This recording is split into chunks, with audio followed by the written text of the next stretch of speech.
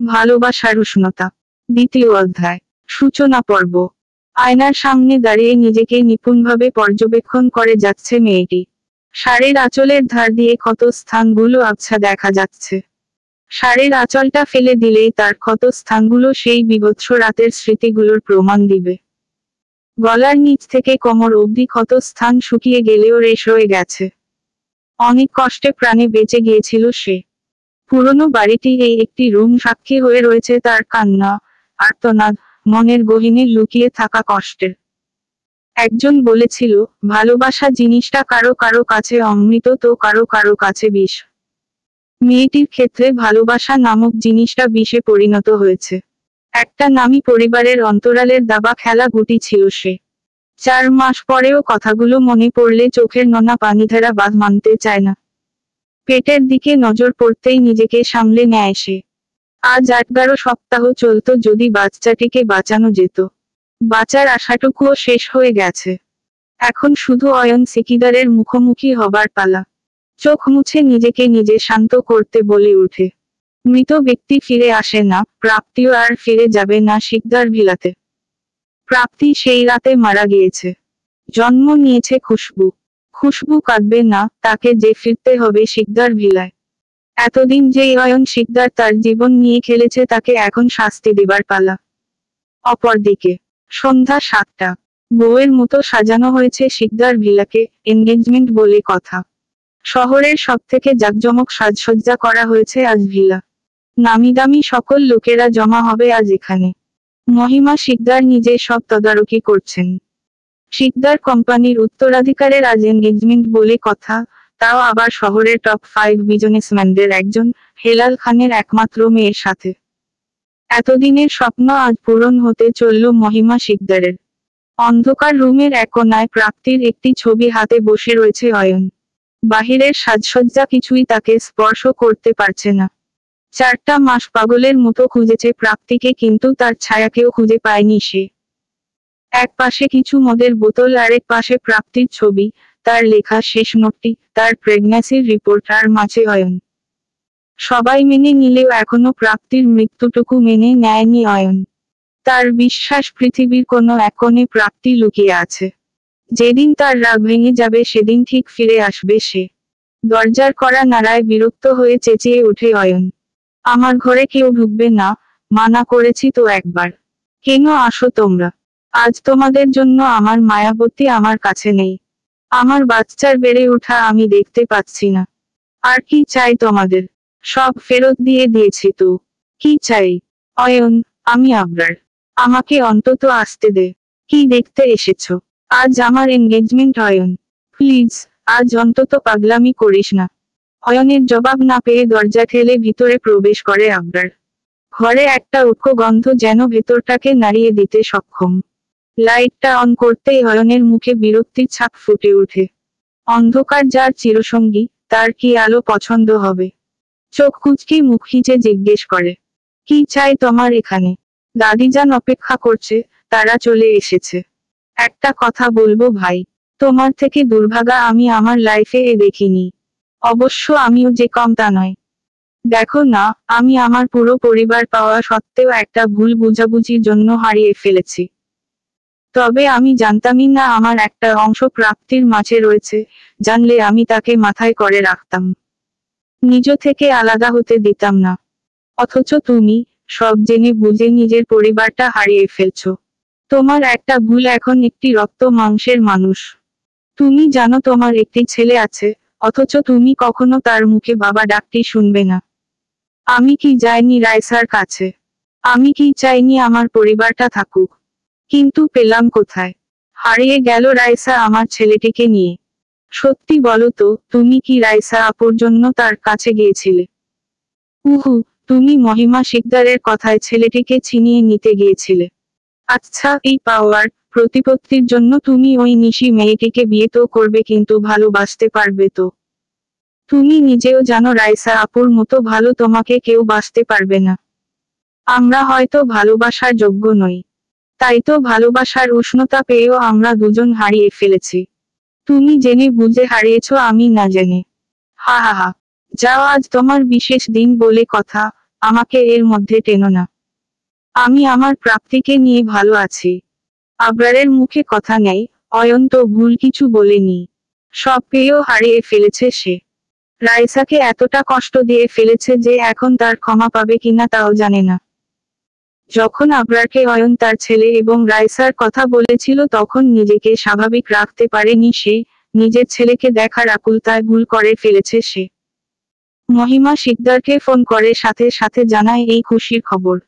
কিন্তু মহিমা শিকদার এতটা স্বার্থপর হবে এটা কল্পনাতেও আনেনি আবরার। অয়নের সবকিছু ছেড়ে দেবার পর মহিমা শিকদার আবরারকে পুনরায় শিকদার কোম্পানির দায়িত্ব সঁপে দেন।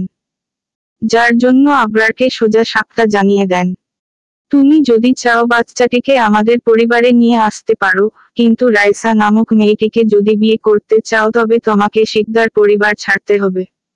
আমি চাই না ওই মেয়ে আমার পরিবারের বউ হয়ে আসুক।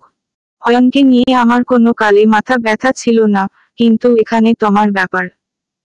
আমার আপন নাতির বউ একজন চরিত্রহীন মেয়ে, যে কিনা বিয়ের আগে মা হয়ে যায় এমন মেয়ে হবে এটা আমি মানব না। এখন তুমি ভেবে নিও কি করবে। কিন্তু আমিও তো একই ভুল করেছি দাদিজান। ছেলেরা টুকটাক ভুল করেই থাকে, এটা এত বড় ব্যাপার না। আর আমার মতে ছেলেটাকে তোমার কাছে আনাই ভালো, তাহলে তোমার ডিভোর্সের নাটকটা আরো শক্তপোক্ত হবে। রাইসা মেয়েটিকে কিছু টাকা দিয়ে দাও তাহলেই তো হবে। কিন্তু আমি বুড়ো হয়েছি, এত চাপ আমি নিতে পারবো না। ভেবে দেখো তুমি। আবরারকে এই কঠিন সিদ্ধান্তটি স্বার্থপরের মতো নিতে হয়। যখন রাইসাকে এই ব্যাপারে সে জানায়, তখন থেকে রাইসা আব্রাহামকে নিয়ে পালিয়ে যায় শহর থেকে। অনেক খোঁজাখুঁজির পরও তাকে এই শহরে পায়নি আবরার। আজও খুঁজে যাচ্ছে রাইসাকে, একটা শেষ জায়গা আছে কিন্তু সেখানে রাইসাকে পাবার পসিবিলিটি না এর সমান। আবরার আজ নিজের সাথে চোখ মেলাতে পারছে না। আজ যদি অয়নের মতো বুকের পাটা থাকতো তবে সব ছেড়ে ছুটে চলে যেত রাইসার কাছে। কিন্তু সেটা তার নেই, সে দাদিজানের হাতের পুতুল মাত্র। রাইসাকে তার জীবনে ফেরাতে হলে নিজের জায়গা শক্ত করতে হবে। দাদিজানের হাত থেকে পুতুল নাচের দড়ি কেড়ে নিতে হলে নিজেকে লোহার মতো শক্ত করতে হবে যাতে ভারে টানে দড়ি ছিঁড়ে যায়। এখন এই এনগেজমেন্টের মিথ্যে নাটকটা তাকে চালিয়ে যেতেই হবে। কিন্তু বিয়ে অবধি এই নাটক গড়াতে দেবে না সে। তার জীবনে যদি কোনো নারী আসে সেটা রাইসা ব্যতীত আর কেউ হবে না। এখন অনেক কাজ বাকি, রাইসাকে পাওয়া বাকি, নিজের পজিশন প্রতিপত্তি বাড়ানো বাকি। আচ্ছা রাইসা যদি জানে এই এনগেজমেন্টের কথা তবে কি ও আরো বুঝবে আবরারকে। অনুষ্ঠান শুরু হয়ে গেছে, নিশি আর আবরার মুখোমুখি দাঁড়ানো। মহিমা শিকদারের মুখে হাসি ধরছে না। নিশি মেয়েটা যথেষ্ট আধুনিক একটা মেয়ে। লেখাপড়া শেষে বাবার ব্যবসায় জয়েন করেছে। এমন একটি মেয়েই তো চায় নিজের নাতবউ হিসেবে মহিমা শিকদার। আবরার যেন কাঠের পুতুলের মতো দাঁড়িয়ে আছে। তার কোনো আগ্রহ নেই এই মিথ্যে অনুষ্ঠানে। নিশির বান্ধবীরা রিং নিয়ে আসলে রিং সেরেমনি শুরু করেন মহিমা শিকদার। প্রথমে আবরারের হাতে রিং পরিয়ে দেয় নিশি। এবার আবরারের পালা, যেই না আবরার রিং পরাতে যাবে অমনি ফোনটা বেজে ওঠে। রিং রেখে ফোনে কথা বলতে ব্যস্ত হয়ে পড়ে আবরার। নিশির ব্যাপারটা একদম ভালো লাগেনি। এদিকে ফোন রিসিভ করে যা শুনে তাতে আবরারের মাথা এক মুহূর্তের জন্য বন্ধ হয়ে যায়। অপর পাশ থেকে আবরারের অ্যাসিস্ট্যান্ট জেহান বলে, স্যার, রাইসা ম্যামকে খুঁজে পাওয়া গেছে। কিন্তু স্যার, রাইসা ম্যামকে খুঁজে পাওয়া গেছে, কিন্তু উনি ভালো নেই স্যার। এখানে একজন পরিচিত আত্মীয়ার বাড়িতে থাকছেন। একটি সাধারণ প্রাইমারি স্কুলে শিক্ষিকা হিসেবে যোগ দিয়েছেন। খুব কষ্ট করে বাচ্চাটিকে বড় করছেন। ছেলেটির বয়স 7 মাস হতে চলেছে। এখানে সবাই জানে উনি বিধবা, আসছে দিন উনাকে উত্ত্যক্ত ও কম করা হয় না। মাটি কামড়ে ওখানে পড়ে রয়েছেন। এখানে উনার আত্মীয়া ছাড়া কেউ থাকেন না। উনি প্রায় 55 বছরের একজন মহিলা। উনার আপন বলতে কেউ নেই, তাই রাইসা ম্যামকে এখানে থাকার পারমিশন দিয়েছেন। স্যার এখন আমরা কি করব? রাইসাকে যাতে কেউ কোনো রকম ডিস্টার্ব না করে সেটা দেখার দায়িত্ব তোমার। আমি খুব দ্রুত চিটাগং আসছি বলে ফোনটা রেখে দেয় আবরার। আজ রাইসাকে এত কিছু সহ্য করা লাগছে এটা শুধুমাত্র তার জন্য। সেদিন যে ভুল করেছিল, আজ সেই একই ভুল সে করবে না। চোখ দুটো মুছে স্টেজে চলে গেল সে। আবরারকে দেখে মহিমা চৌধুরীর হাসি কিছুটা মলিন হয়ে গেল। তিনি আজ করতে পারছেন সামনে আবরার কি করতে যাচ্ছে। মাইকটা হাতে নিয়েই আবরার ডিক্লেয়ার করে দিল, আপনাদের দামি সময় নষ্টের জন্য আন্তরিকভাবে দুঃখিত। সামনে এমনটা যাতে না হয় সেটাই চেষ্টা করব। আজ এনগেজমেন্টটা হবে না। We are sorry. যাওয়ার সময় অবশ্যই খেয়ে যাবেন। Thank you. আবরারের ডিক্লেয়ারেশনের পর মহিমা চৌধুরী যখন তাকে কিছু জিজ্ঞেস করে সে পাশ কাটিয়ে নিজ রুমে চলে যায়। তাকে প্যাকিং করতে হবে।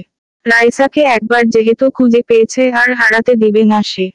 আবরারের এতটা উদ্ধত্ত দেখে রাগে ফুঁসছেন মহিমা শিকদার। কোনোভাবে হেলাল খানকে বুঝিয়ে শান্ত করলেন তিনি। এতদিনের বন্ধুত্বের খাতিরে উনিও শান্ত হয়ে গিয়েছেন। কিন্তু আবরারের তার সাথে কোনো কথা না বলে এমন সিদ্ধান্ত নেওয়াতে অনেক বেশি অখুশি হলেন মহিমা শিকদার। রাত 11টা। আবরার, অয়ন এবং মহিমা শিকদার মুখোমুখি বসে আছেন। অয়নের অনিচ্ছা থাকা সত্ত্বেও আবরারের কথায় এই মিটিং এ থাকতে রাজি হয়েছে। নীরবতা ভেঙে মহিমা বেগম বলে উঠলেন, হুট করে কি এমন হলো যে আমার মান সম্মানের তোয়াক্কা না করেই তুমি এই প্রোগ্রামটা নষ্ট করে দিলে? তুমি জানো আমি কতটা অপমানিত হয়েছি। হেলাল আমাকে সম্মান করে তাই কিছু বলেনি। এখন কি আমি জানতে পারি কি এমন হয়েছে? আমি কাল চিটাগং যাচ্ছি, ওখানে একটা খুব বড় ইস্যু হয়ে গেছে। আমাদের প্রজেক্ট অর্ধেক কাজে থেমে গেছে। তাহলে সেটা অয়ন হ্যান্ডেল করবে, তাতে কি খুব কিছু যায় আসবে? যায় আসবে। মানুষের জানা উচিত শিকদার কোম্পানির মালিক আমি, অয়ন নয়। এই 1 বছরেরও বেশি আমি ছিলাম না, সবাই অয়নকেই এই কোম্পানির হেড মেনে নিয়েছে। আমি যেন কিছুই পারি না। আমি চাই এই ইস্যুটাকে আমি হ্যান্ডেল করি। আপনার যদি এতে আপত্তি থাকে আমি কিছু বলবো না। মহিমা শিকদার আবরারের কথা শুনে মনে মনে খুশি হন। তার মুখে প্রশান্তির হাসি ফুটে ওঠে। অপরদিকে অয়নের মুখেও বাঁকা হাসি ফুটে ওঠে।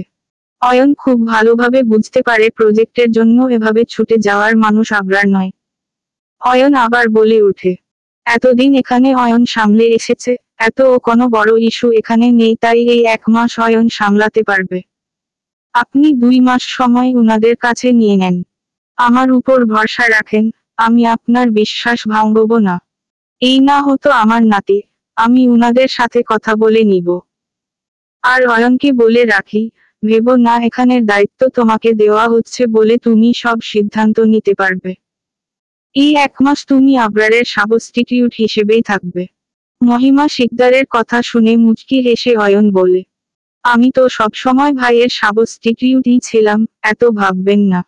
আমার যদি আর কোনো কাজ না থাকে আমি কি রুমে যাব? যাও। অপরদিকে দরজায় কড়া নাড়লে প্রাপ্তির ঘুম ভেঙে যায়। ঢুলুঢুলু চোখে দরজা খুলতেই দেখে বাহিরে নিশান দাঁড়ানো। নিশান সেই ব্যক্তি যার গাড়িতে সেই রাতে প্রাপ্তির অ্যাক্সিডেন্ট হয়েছিল। একজন শুভাকাঙ্ক্ষী বন্ধুর মতো নিশান প্রাপ্তিকে আগলিয়ে রেখেছে এই 4 মাস। প্রাপ্তির অতীত সম্পর্কে সে কিছুই জানে না। প্রাপ্তি যখন বেঁচে উঠেছিল তখন তার অতীত জানার অনেক চেষ্টা করেছিল নিশান। কিন্তু প্রাপ্তির একটাই কথা, তার কিছু মনে নেই।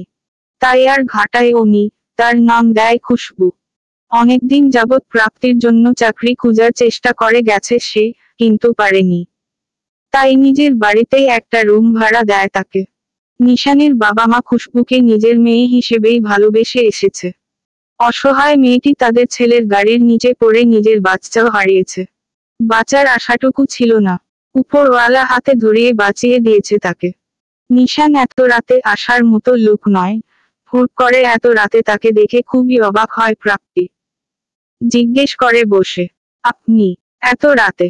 তোমাকে ডিস্টার্ব করার জন্য সরি। আসলে আমার এক বন্ধুর ফোন এসেছিল।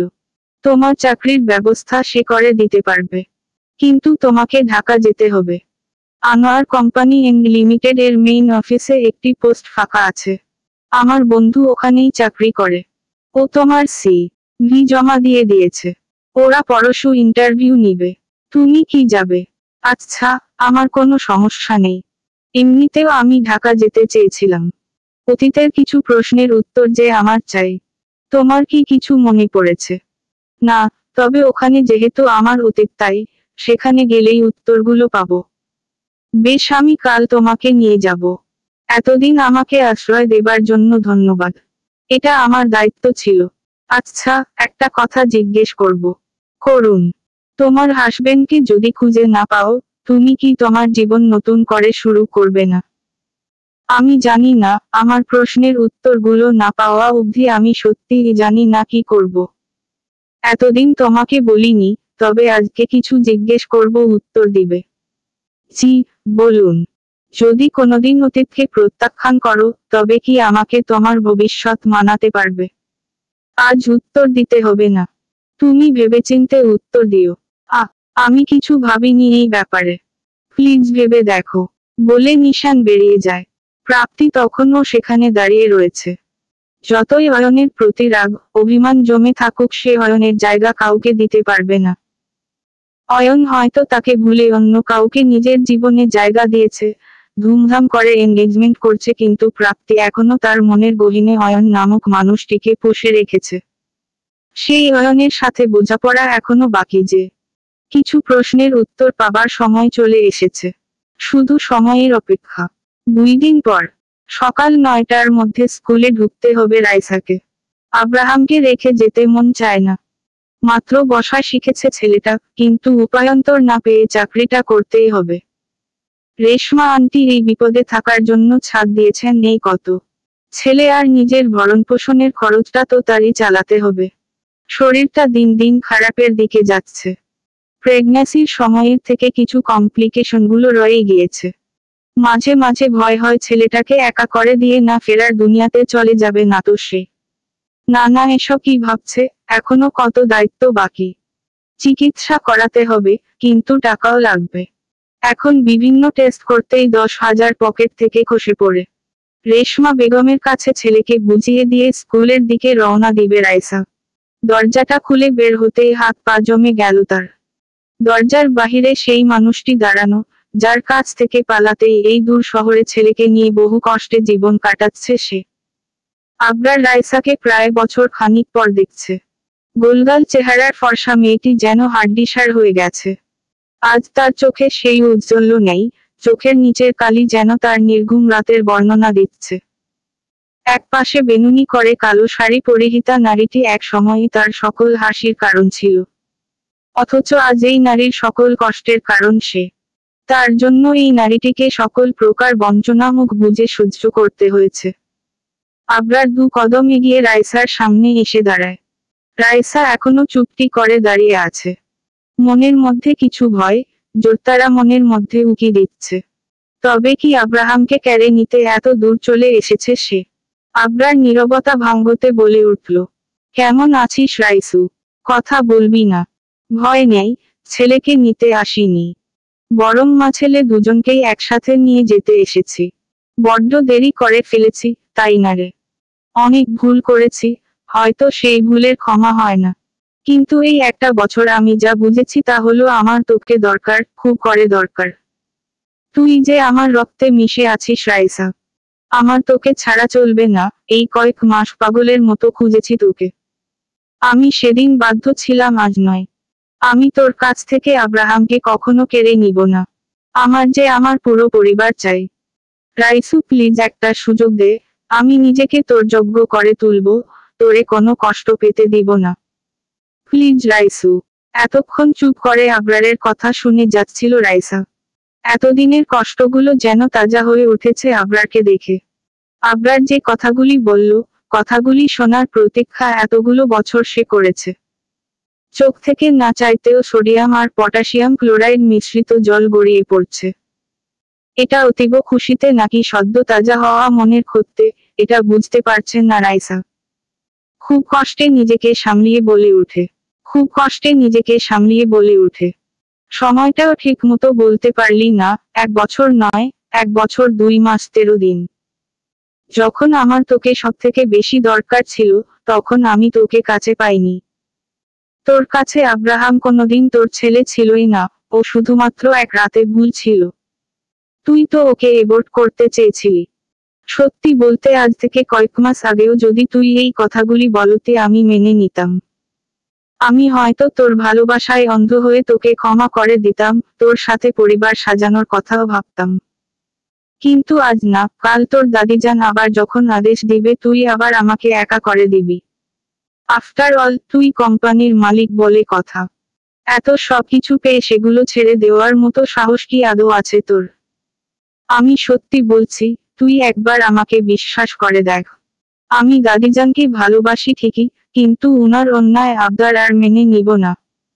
প্লিজ রাইসু। রাইসু না রাইসা। রাইসা ইসলাম। আমার সাথে তোর কোনোদিন কোনো ছিলও না, হবেও না। ভালো তো বেসেছি, তার শাস্তিও পাচ্ছি। তাই অহেতুক আর কথা বাড়াবো না। আমার তারা আছে, নিজের সময় নষ্ট করিস না। বলেই পাশ কাটিয়ে চলে যেতে নিলে আবরার হাত টেনে তাকে নিজের কাছে নিয়ে আসে। কানে মুখ লাগিয়ে বলে, বড্ড বেশি অভিমান জমে গেছে, আজ হয়তো আমার কথায় তোর বিশ্বাস হবে না।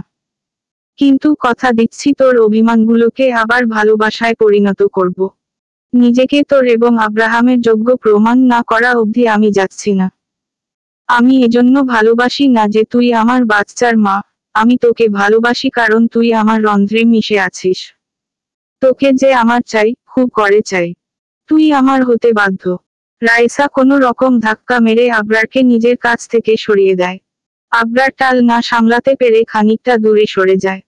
রাইসার রাগে গোজগোজ করতে করতে বলে, নিজের পাওয়ারের গরম অন্যখানে দিস, আমার কাছে না। কিসের বাধ্য? আমি তোর কাছে কোনো কিছুর জন্য বাধ্য নই। আজ স্পষ্ট শুনে রাখো, আমার জীবনে তোর অস্তিত্ব নেই। আমি তোকে ভালোবাসি না। চলে যা এখান থেকে প্লিজ। সেটা সময় বলে দিবে। রাইসা কথা না বাড়িয়ে গটগট করে সেখান থেকে চলে গেল। আবরার রাইসার যাওয়ার পানে তাকিয়ে আছে। একটা বড় নিঃশ্বাস ছেড়ে নিজেকে আশ্বস্ত করে, আমি পারবো, আমাকে যে পারতেই হবে। প্রমিস করছি, যদি তোর মনে নিজের জন্য জায়গা না করতে পারি তবে আর কোনোদিন তোর সামনে আসবো না। কিন্তু আমি এত তাড়াতাড়ি হাল ছাড়বো না। এক সপ্তাহ পর, সকাল 10টা। একটা জরুরি কাজের জন্য অয়ন স্বামীর সাথে দেখা করতে এসেছে। মাসখানিক হয়ে গেছে অয়ন স্বামীর সাথে দেখা করেনি। এখানে এসে জানতে পারে স্বামী আপাতত দেশে নেই, যে কারণে স্বামীর বড় ভাই আশফির সাথেই মিটিংটা কমপ্লিট করতে হবে। আবরারের অবর্তমানে আনোয়ার কোম্পানি এন্ড লিমিটেড এর সাথে প্রজেক্টটা অয়নকেই কমপ্লিট করতে হবে। এতদিন পর অয়নকে দেখে আশফি তাকে জড়িয়ে ধরে। বেশ শুকিয়ে গেছিস, খাওয়া দাওয়া কি কিছুই করছিস না? আর খাওয়া দাওয়া, প্রাপ্তির হাতের রান্নার অভ্যাস হয়ে গেছে। এখন আর লোকমান কাকার রান্নাও ভালো লাগে না। তোমার খবর বলো, শুনলাম বিয়ের পর নাকি ভাবি তোমার গার্লফ্রেন্ডের সাথে ব্রেক আপ করিয়ে দিয়েছে। আর গার্লফ্রেন্ড, এতদিনের যত মেয়ে ফ্রেন্ড ছিল তাদের ব্লকলিস্টে পাঠিয়ে দিয়েছে। বু মানেই প্যারা। যা প্যারাটা কারো লাইফে তো আছে। তুই কি আর বিয়ে শাদি করবি না? যদি কোনোদিন আমার মায়াবতী ফিরে আসে, তখন তখন তাকে কি উত্তর দিব বলো? তার অবর্তমানে অন্য কাউকে নিজের জীবনে জায়গা দিয়েছি জানলে আরো রেগে যাবে ও। আমি ওর স্মৃতি আঁকড়ে ভালোই তো আছি। সত্যি ভালো আছিস তো? তুমি কি কথাই বলবে, নাকি মিটিং শুরু করবে? আচ্ছা আচ্ছা চল। অপরদিকে, আজ 1 সপ্তাহ হয়েছে, নিশানের বন্ধুর সাহায্যে এই কোম্পানিতে জব পেয়েছে প্রাপ্তি। একজন কলিগ সামিয়ার সাথে একটা ছোট বাসায় থাকছে সে। মেয়েটি খুবই ভালো, একা একা এত ভাড়া দেওয়াটা কষ্টকর হয়ে গিয়েছিল তাই প্রাপ্তিকে তার সাথে থাকতে প্রস্তাব দেয়। শহরে অন্য কোথাও থাকাটাও সুবিধার মনে হচ্ছিল না দেখে প্রাপ্তিও রাজি হয়ে যায়। প্রতিদিনের মতো নিজ ডেস্কে বসে কাজ করছিল তখন প্রাপ্তির সিনিয়র এসে জানায়, খুশবু, তোমাকে বসো ডাকছে মিটিং রুমে। কাল যে ফাইলটা তোমাকে দিয়েছিলেন ওইটাও সাথে নিয়ে যেও। ফাইলটি কমপ্লিট হয়েছে। বসো তো, ক্লায়েন্টের সাথে মিটিং এ আছেন। এখনই কি যাব আমি? হ্যাঁ, ফাইলটা ক্লায়েন্ট দেখতে চেয়েছে। তুমি গেলেই বুঝবে। ঠিক আছে। মিটিং রুমে দরজার বাহিরে দাঁড়িয়ে থেকেই প্রাপ্তি বলল, may I come in, sir? আরে খুশবু, ভেতরে আসো। ফাইলটি ভেতরে ঢুকতেই প্রাপ্তির হাত পা জমে গেল, মাথাটা মুহূর্তে ফাঁকা হয়ে গেছে। ভেতরে বসে থাকা মানুষটি যে তার খুব পরিচিত। 4 মাস পর মানুষটিকে দেখছে সে। আজ যার কাছে কিছু প্রশ্নের উত্তরের অপেক্ষায় এই শহরে তার আগমন, সেই মানুষটির সাথে অতর্কিতে তার দেখা হয়ে যাবে এটা তো জানা ছিল না। মানুষটা বড্ড শুকিয়ে গেছে, যে চোখের ভাষা এক সময় বিশ্বাস করে ভালোবেসেছিল তাকে আজ সেই চোখ যেন গর্তের কোটরে চলে গেছে। লোকটাকে দেখে আজকেও মায়া লাগছে। যার রাগ জিদের পুরো ঘর কাঁপত, আজ বড্ড শান্ত লাগছে লোকটাকে। তার জীবনে তো নতুন মানুষ চলে এসেছে, তবে কেন এতটা উদাসীন লাগছে তাকে? আশফির কণ্ঠস্বর ঘোর ভাঙ্গায় প্রাপ্তির। দরজায় দাঁড়িয়ে আছো কেন? ভেতরে আসো। ফাইলটা উনাকে, অয়নের দিকে ইশারা করে, দাও। জি স্যার। এতক্ষণ মাথা নিচু করে থাকলেও প্রাপ্তির বলা জি স্যার যেন ভেতরটাকে নাড়িয়ে দিয়েছে অয়নের। বারংবার প্রাপ্তিকে পাবার আশা এতটাই নিরাশ করেছে যে আজ আবার সেই আশাটুকুকে পুনরায় সজাগ করতে মন চাইছে না। চোখ তুলে যদি দেখে মানুষটা ভুল, তখন কি করবে? মস্তিষ্কে প্রাপ্তির কথা এতটাই গেঁথে গেছে যে নিজেই নিজেকে পৃথিবী থেকে আলাদা করিয়ে ফেলেছে। সারাক্ষণ মনে হয় আশেপাশে প্রাপ্তির ছায়া ঘুরে বেড়াচ্ছে। নিজেকে খুব কষ্টে সামলে নিয়েছে সে, আবার আশাহত হবার মতো মনের জোর আর যে নেই। তবুও মাথা উঁচিয়ে সামনে বসে থাকা মানুষটির দিকে তাকায় সে। মানুষটি যে আর কেউ নয়, প্রাপ্তি, তার মায়াবতী। চেয়ার ছেড়ে দাঁড়িয়ে এক মুহূর্ত না দেরি করে জড়িয়ে ধরল তার মায়াবতীকে। প্রাপ্তি, তুমি ফিরে এসেছো।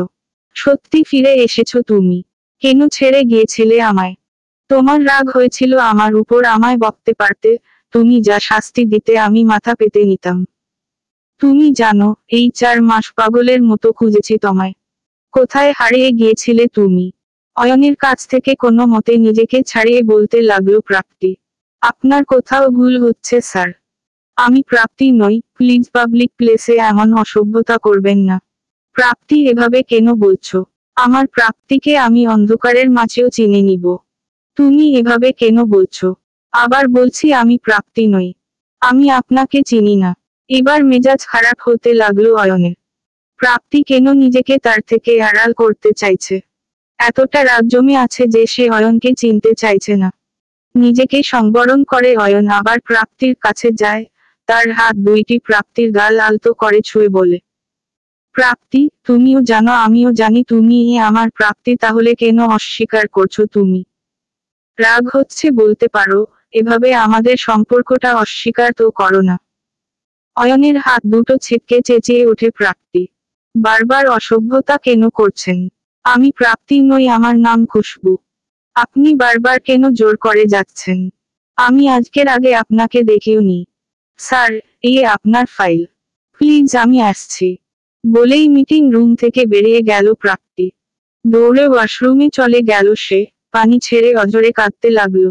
সে তো চেয়েছিল এই মানুষটির সাথে জীবন কাটাতে। চলে গিয়েও ফিরে আসতে চেয়েছিল। কিন্তু এই মানুষটার জীবনে তো অন্ধকার আগমন ঘটে গেছে। কেন ফিরবে সে? 1 সপ্তাহ আগে তার এনগেজমেন্টও হয়ে গেছে। তাহলে আজ তাকে দেখে এতটা অনুনয় কেন করছিল? কেন তাকে দেখে মনে হচ্ছিল মানুষটা ভালো নেই? গোলকধাঁধার মধ্যে নিজেকে যেন আউলিয়ে ফেলেছে প্রাপ্তি। অপরদিকে নিজেকে কিছুতে শান্ত করতে পারছে না অয়ন। তার মায়াবতী তাকে চিনতে চাইছে না। অয়নকে উত্তেজিত দেখে আশফি মিটিং রুম ফাঁকা করে ফেলে। অয়নের কাঁধে হাত রেখে তাকে বলে, তোর কোথাও ভুল হচ্ছে, মেয়েটি প্রাপ্তি নয়। ওর নাম খুশবু। এই 1 সপ্তাহ হয়েছে ও এখানে জয়েন করেছে। ও তো ঢাকাতেও থাকে না, তোর কোথাও ভুল হচ্ছে। দুজন মানুষ এক চেহারার কিভাবে সম্ভব ভাই? সেই প্রশ্ন যে আমাকে ভাবাচ্ছে না তা নয়। এর শেষ আমি দেখে ছাড়ব। তুমি শুধু আমার একটি কাজ করে দিবে। বল কি কাজ? আশফির সাথে কথা বলে সেখান থেকে বেরিয়ে পড়ে অয়ন। ডেস্কে এসে জানতে পারে শিকদার কোম্পানির প্রজেক্টটার দায়িত্ব প্রাপ্তিকে দেওয়া হয়েছে। প্রাপ্তি খুব ভালো করে জানে এটা কার কারসাজি। তবে নিজেকে ফুটবল করবে না সে। অয়নকে এবার আর বিশ্বাস করবে না সে। প্রজেক্টের কাজ করতে করতে রাত 11টা বেজে যায় প্রাপ্তির। একে তো স্বামীয়া চলে গেছে, উপরে রাত। এই রাতে একা একা বাসায় যাবে কিভাবে, এটা নিয়ে একটা চিন্তায় পড়ে গেল প্রাপ্তি। অফিস থেকে বের হতেই কেউ একজন পেছনে থেকে প্রাপ্তি মুখ চেপে ধরে। প্রাপ্তি কিছু বুঝার আগেই কালো কাপড় দিয়ে চোখ মুখ বেঁধে তাকে একটি গাড়িতে ওঠানো হয়। প্রাপ্তি সর্বোচ্চ চেষ্টা করে গঙ্গাতে লাগলো। বেশ কিছু সময় পর গাড়িটি কোথাও থামলো। প্রাপ্তিকে টানতে টানতে কোথাও নিয়ে ধাক্কা মারে অচেনা লোকটি। টাল সামলাতে না পেরে মেঝেতে পড়ে যায় প্রাপ্তি। অচেনা লোকটি তখন প্রাপ্তিকে টানতে টানতে কোথাও নিয়ে ধাক্কা মারে অচেনা লোকটি। টাল সামলাতে না পেরে মেঝেতে পড়ে যায় প্রাপ্তি। অচেনা লোকটি তখন প্রাপ্তিকে চেপে ধরে তার উপর নিজের ভর ছেড়ে দেয়। লোকটির গরম নিঃশ্বাস যেন প্রাপ্তির ভেতরটাকে পুড়িয়ে দিচ্ছিল। নিজেকে ছাড়ানোর চেষ্টা করেও যখন ব্যর্থ তখন প্রাপ্তি নিজেকে আর সংযত রাখতে পারে না। মুখের গোঙানি ক্রমশ বেড়েই চলেছে। অচেনা মানুষটি প্রাপ্তির গলায় জোরে একটি কামড় দিতেই ব্যথায় কুঁকড়ে ওঠে, তারপর প্রাপ্তিকে রেখে সেখান থেকে বেরিয়ে যায়। বেশ কিছুক্ষণ কোনো সাড়া শব্দ না পেলে প্রাপ্তি নিজের চোখ ও মুখের বাঁধন খুলে ফেলে। আশেপাশে শুনশান নীরবতা, কেউ নেই। আশেপাশে কাউকে না দেখতে পেয়ে খানিকটা স্বস্তির নিঃশ্বাস ফেলল প্রাপ্তি। উঠে দাঁড়াতেই যাবে পাশে একটা চিরকুট পেয়ে খুবই অবাক হলো সে। চিরকুট খুলতেই নজরে পড়ে, আবার দেখা হবে। প্রথমেই ভেবেছিল এই রকম কাজ অয়নই করতে পারে, কিন্তু হাতের লেখাটা অচেনা। যদি অয়ন না হয় তবে কে হতে পারে? আগেও অয়ন তাকে পাগল প্রমাণ করতে নানা রকম জঘন্য প্ল্যান করেছে, এবার ও কি এমন কিছু করছে? অবাককর ব্যাপার, জায়গাটি একটি দোকান যা তার বাসার পাশের গলিতে।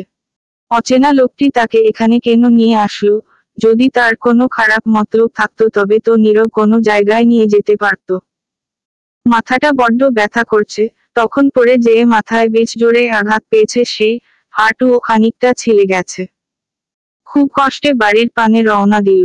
বাসায় পৌঁছে ফ্রেশ হয়ে বারান্দায় গ্রিল ধরে দাঁড়ালো প্রাপ্তি।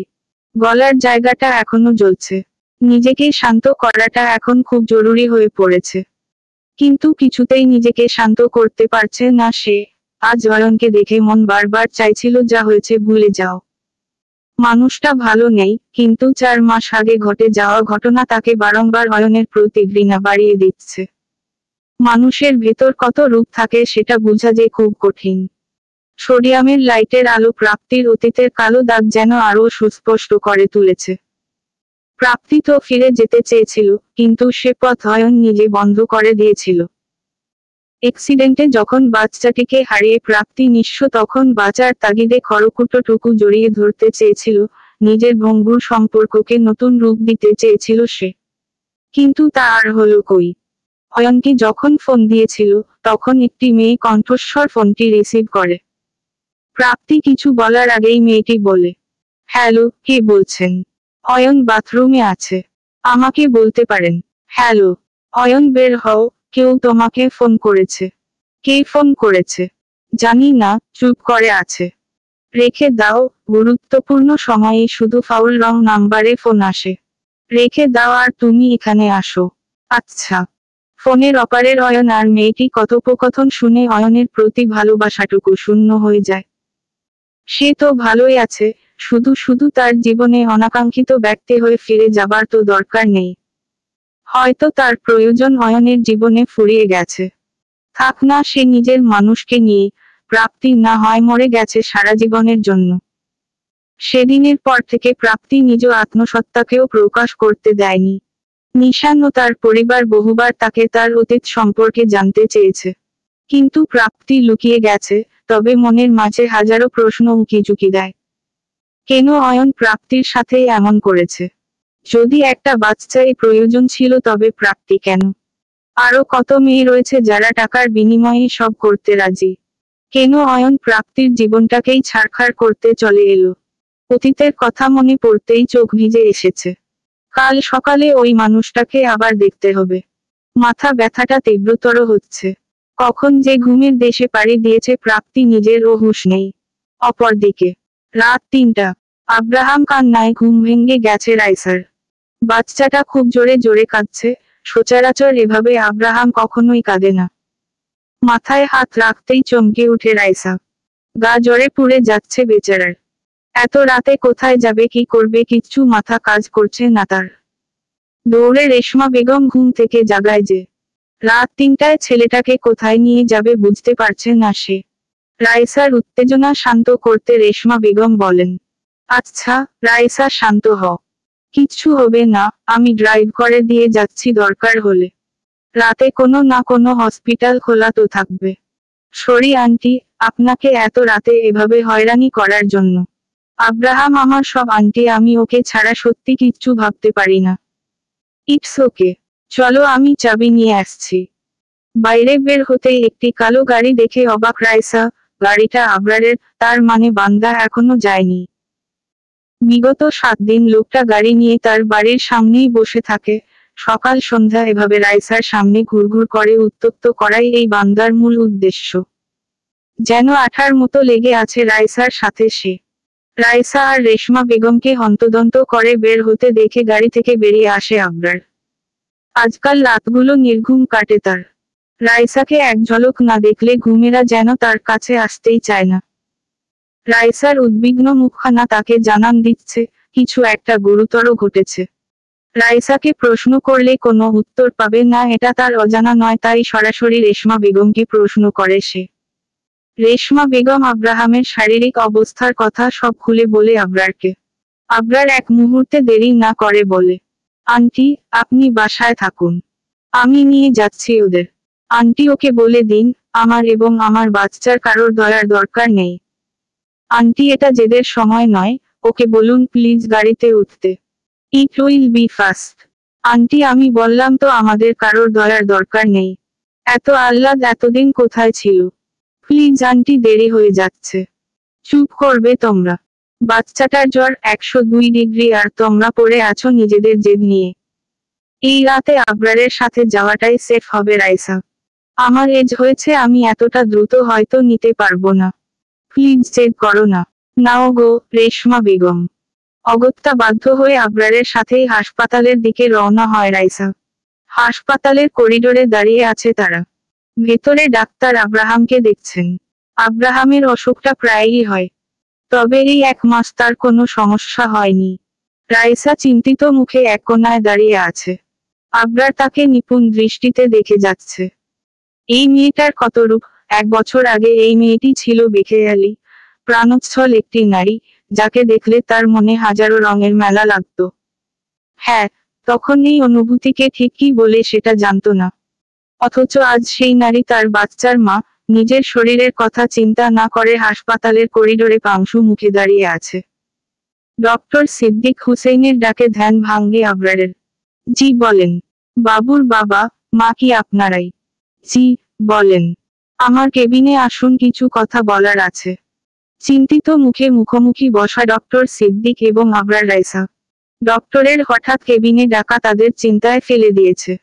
আচ্ছা, বাবুর ইমিউনিটি যে খুবই দুর্বল সেটা কি আপনারা জানেন? জি, ও প্রিম্যাচুর বেবি ছিল। কি হয়েছে ডক্টর? আপনারা বাবা মা, তাই আপনার কাছ থেকে কিছুই লুকাবো না। বাবুর আপনারা বাবা মা, তাই আপনার কাছ থেকে কিছুই লুকাবো না। বাবুর হার্টে কিছু কমপ্লিকেশনস আছে। আমার যতদূর ধারণা বাবুর প্রিম্যাচুরিটি আর ম্যালনিউট্রিশনের কারণে হার্টের প্রবলেমটা হয়েছে। আমি কিছু টেস্ট করিয়েছি, কাল রিপোর্ট আসবে, তাহলে আরো ক্লিয়ার হতে পারবো। ওর যখন বার্থ হয়েছিল কিছু কমপ্লিকেশনস ছিল, কিন্তু ডক্টর তো বলেছিল এভরিথিং ইজ অলরাইট। তাহলে রাইসা, আসলে এসব প্রবলেমগুলো তখন হয়তো ধরা পড়েনি, ধীরে ধীরে প্রকাশ পাচ্ছে। আর বাবু বার্থ টাইমে সিরিয়াস ম্যালনিউট্রিশনে ভুগেছে। প্রিম্যাচুরিটির জন্য এই প্রবলেমগুলো আরো সিরিয়াস রূপ নিয়েছে। এখন এটার চিকিৎসা কি ডক্টর? আবরার, দেখুন বেবি অনেক ছোট, 7 মাস বয়সে বাইপাস করা পসিবল নয়। তবে কালকের রিপোর্টস আসলে আমি মেডিসিন দিতে পারি। আর ওর বয়স 6-7 হলে বিদেশে নিয়ে হার্টের একটা ছোট অপারেশন করলে হবে, ইফ নেসেসারি। ডোন্ট ওয়ারি, আল্লাহ এত মাসুম বাচ্চার কিছুই হতে দিবেন না ইনশাআল্লাহ। তবে হ্যাঁ, বাবুকে কোনো রকম মেন্টাল স্ট্রেস দেওয়া যাবে না, এটা মাথায় রাখতে হবে। জি আবরার। ডক্টরের কেবিন থেকে বেরিয়ে রাইসা কান্নায় ভেঙে পড়ল। আব্রাহাম তার একমাত্র বাঁচার আশা, এতটুকু বাচ্চার শরীরের এই অবস্থা শুনে কিছুতেই নিজেকে শান্ত রাখতে পারছে না সে। আবরার আজ একজন হতভাগ্য বাবা, আজ তার ভুলের জন্য তার ছেলে এতটা কষ্ট পাচ্ছে। সবকিছুর জন্য একমাত্র সেই দায়ী। এতটুকু বাচ্চার নাকি হার্ট ডিজিজ, না জানি কত কষ্ট তাকে বয়ে বেড়াতে হচ্ছে। রাইসার অবস্থা দেখে ভেতরে ভেতরে ক্ষতবিক্ষত হয়ে যাচ্ছে সে। কেবিনের বাহির থেকে উকি মারলে আব্রাহামের মাসুম চেহারাটা দেখতে পারে আবরার। সেলাইন দিয়ে রাখা হয়েছে তাকে। না চাইতে আজ আব্রাহাম কাঁদছে। হ্যাঁ, আজ সে কাঁদছে। আজ তার চেয়ে দুর্ভাগা কেউ নাই। সকাল 8টা। রাইসা কেবিনে আব্রাহামের পাশেই চেয়ারে বসে ঘুমিয়ে পড়েছে। আবরার নির্ঘুম রাত কাটিয়েছে। সারা রাত শুধু এক চিন্তা যে রিপোর্ট কে আসবে। আব্রাহামকে নিয়ে তার যে অনেক স্বপ্ন ছিল। আব্রাহামের বাবা হবার যোগ্যতা হয়তো তার আসলেই নেই। কিন্তু এভাবে রাইসা আর আব্রাহামকে একা রাখতে পারবে না সে। যেভাবেই হোক তাদের দুজনকে তার সাথে নিয়ে যাবে। দরকার হলে শিকদার ভিলা ছাড়তেও সে রাজি। সূর্যের এক ফালি রোদ মুখে পড়তেই ঘুম ভেঙে যায় রাইসার। চোখ খুলতেই দেখতে পায় আব্রাহামকে আদর করছে আবরার। এই দৃশ্যটি এতদিন শুধু কল্পনাই করেছে, তবে আজ তা বাস্তবতায় পরিণত হয়েছে। চুপটি করে ছেলেটা বাবার আদর খাচ্ছে। ভোরের দিকে ছেলেটার জ্বর কমেছে। এখন স্যালাইন খুলে দিয়েছে। আচ্ছা, আব্রাহামের তো অধিকার বাবার ভালোবাসা পাওয়া। নিজের রাগ জিদের জন্য কি আব্রাহামকে তার বাবার কাছ থেকে দূরে করে দিচ্ছে? ডক্টর বলেছেন কোনো মেন্টাল প্রেশার ওকে দেওয়া যাবে না। আব্রাহামের ভবিষ্যতের কথা ভেবেও আবরারকে দ্বিতীয় সুযোগ দেওয়া উচিত রাইসার। রাইসাকে ভাবতে দেখে আবরার জিজ্ঞেস করে, কি ভাবছিস? আব্রাহামকে নিয়ে ভাবিস না, আমি আছি তো। কিচ্ছু হতে দিব না আমার বাচ্চার। তোর সাথে কিছু কথা ছিল। বল, শুনছি। এতদিন আমরা দুজন অনেক স্বার্থপরতা দেখেছি, এবার কি আমাদের বাচ্চার জন্য সব কিছু ভুলে নতুন করে সব শুরু করতে পারি?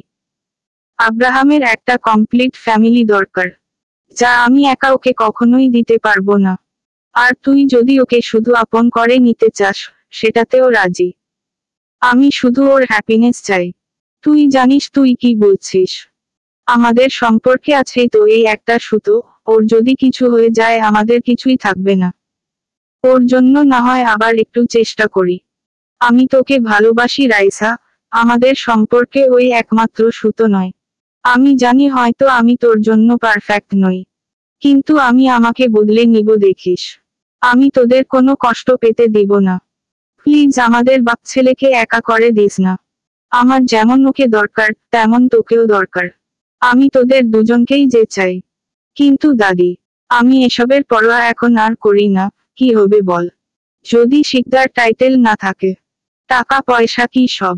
তুই একবার বল সব ছেড়ে দিব। আমি একটা পরিবার চাই, একটা নিজস্ব পরিবার, যেখানে কোনো ছলচাতুরি নেই।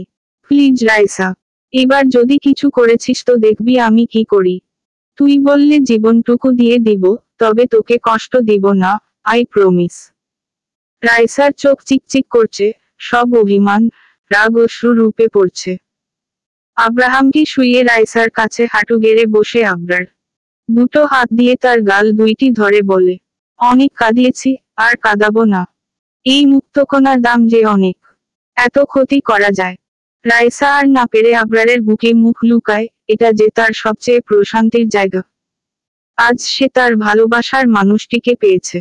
আবরারও পরম যত্নে তার ভালোবাসাকে আগলিয়ে ধরেছে।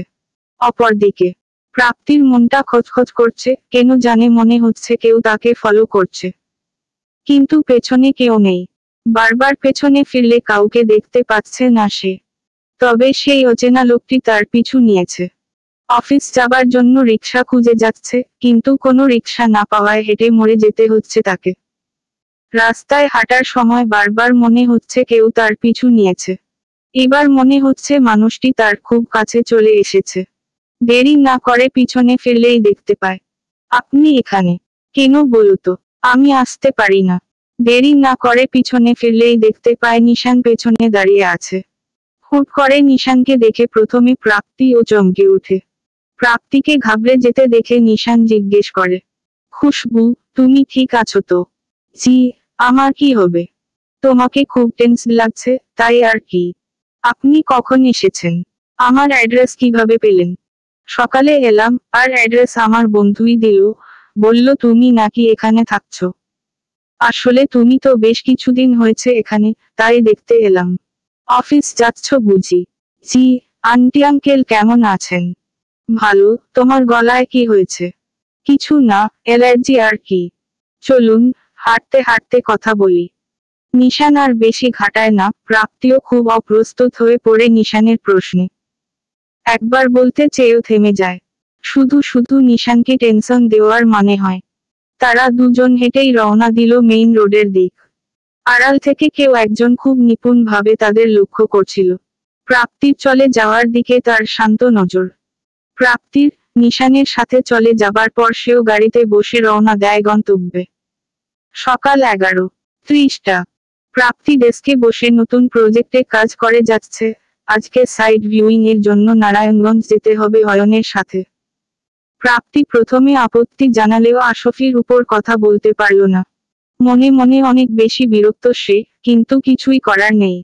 একটু পর পিয়ন এসে জানায়, ম্যাডাম, বসো, আপনাকে উনার রুমে যাইতে বলছে। আচ্ছা। আশফির রুমের বাইরে দরজা নক করতেই আশফি ভেতরে আসতে বলে। সেখানে অয়নও উপস্থিত ছিল। অয়নকে তোয়াক্কা না করে আশফির উদ্দেশ্যে বলে, স্যার, আমাকে ডেকেছিলেন? অহ, খুশবু, আসো। যার জন্য ডেকেছিলাম, তোমাদের এখনই বের হতে হবে। অয়ন চাচ্ছিল সকাল সকাল সাইট ভিউ করে আসবে। আর তোমাকে একাই যেতে হবে। কিন্তু স্যার, সেটা তো সেকেন্ড হাফে ছিল। আর আমি একা। থ্যাংক ইউ আমার উপর ট্রাস্ট করার জন্য, but no but, I know you can do it. So get ready. Prapti আর কথা বাড়াতে পারে না। অয়নের দিকে তাকালে দেখতে পায় সে মিটিমিটি হেসে যাচ্ছে। প্রাপ্তি রাগী লুক দিয়ে রুম থেকে বেরিয়ে যায়। প্রাপ্তি যাবার পর অয়ন আশফিকে বলে, থ্যাংক ইউ সো মাচ, তোমার কাছে আমি ঋণী থাকব। ভাই, তোর আর স্বামীর উপর আমার 5 আনার ভরসা নেই। যাই করিস পুলিশ কেস করাইস না। Don't worry. আজকে ওর আমাকে বলতেই হবে কেন ও আমাকে চিনতে চাইছে না। এত কিসের রাগ? যা ভালো মনে হয় করিস, কিন্তু একটা জিনিস মাথায় রাখিস, ওর মেন্টাল কন্ডিশন কিন্তু ভালো নয়। মিসক্যারেজ হ্যান্ডেল করার মতো মানসিক ক্ষমতা সবার থাকে না। She has been suffering since then. So take care of her. কিচ্ছু হবে না, আমি ওর কিছু হতে দেব না। অয়ন আশফির সাথে কথা বলে সোজা পার্কিং এরিয়াতে চলে যায়। রিয়াদকে দিয়ে এই 4 মাসে কি কি হয়েছে প্রাপ্তির জীবনে সব ডিটেইলস কালেক্ট করেছে সে। প্রাপ্তির এই 4 মাস কতটা ট্রমার মধ্য দিয়ে যাচ্ছিল, কিভাবে সে নিজেকে একটি রুমে আটকে রেখেছিল, তার এই 4 মাসের প্রতিটি নির্ঘুম রাতের খোঁজ অয়ন নিয়েছে। কাল যখন প্রাপ্তি তাকে চিনতে পারছিল না, অয়নের রাগ মাত্রা ছাড়িয়ে গিয়েছিল। ভেবেছিল প্রাপ্তিকে নিজের কাছে আটকে রাখলে প্রাপ্তি হয়তো তাকে সত্যিটা বলবে। রাতে অচেনা লোকটি যে প্রাপ্তিকে তুলে নিয়ে গিয়েছিল সে আর কেউ না, অয়ন। কিন্তু প্রাপ্তির গলায় কামড় দেবার সময় লক্ষ্য করে তার গলা থেকে একটু নিচ থেকে ক্ষত দেখা যাচ্ছে। প্রাপ্তিকে টোকা দিলে যে মানুষটি নিজেকে ঠিক রাখতে পারে না, সে প্রাপ্তির ক্ষত দাগটি দেখে নিজেকে কিছুতেই শান্ত করতে পারছিল না। তাই সেই জায়গা ছেড়ে চলে যায়। রিয়াদকে 7 ঘন্টার সময় দেয় যাতে খুশবুর পুরো ডিটেইলস সে বের করে, এবং রিয়াদ সেই কাজটি করেও। অয়নকে রিয়াদ জানায়, প্রাপ্তি অ্যাক্সিডেন্ট এবং মিসক্যারেজের পর মানসিক ট্রমার জন্য ট্রান্সিয়েন্ট এমনেসিয়া হয়েছে। তবে অয়নের ধারণা প্রাপ্তি কিছু ভুলেনি। কোনো একটা কারণে ইচ্ছে করে প্রাপ্তি নিজেকে গোপন করছে। নিজের অস্তিত্ব মানতে সে নারাজ। গাড়ির ড্রাইভিং সিটে গা এলিয়ে দিল অয়ন। নিজের ভালোবাসা প্রমাণ করার উপায় তার জানা নেই। রিয়াদের কাছ থেকে সব জানতে পেরে প্রাপ্তির কাছে ছুটে যায় সে। কিন্তু অন্য একটি ছেলের সাথে প্রাপ্তিকে দেখে ভেতরে ভেতরে জ্বলতে থাকে অয়ন। প্রাপ্তিকে এবার হারিয়ে ফেললে বেঁচে থাকার আশাটুকু হারিয়ে ফেলবে সে। গাড়ির কাছে টোকা পড়ায় ভাবনার জগতে ছেদ পড়ে তার। বাহিরে তাকাতেই দেখে প্রাপ্তি দাঁড়িয়ে আছে। মেয়েটিকে এখন আরো বেশি মাতাল করা সুন্দরী লাগে। আগে খুব কম শাড়ি পরতো, কিন্তু এখন সব সময় শাড়ি পরে। চুলগুলো ঢেউ খেলে মাতাল হাওয়ার সাথে পাল্লা দিয়ে। মুখটা বড্ড শুকিয়ে গেছে, ঠোঁটের নিচের তিলটা আরও সুস্পষ্ট। তিলটা মাদকতা সৃষ্টি করে মনের গহীনে। মেয়েটির এমন এমন জায়গায় তিল আছে যা অয়নের শুধু নেশারোযোগ বাড়িয়ে তোলে।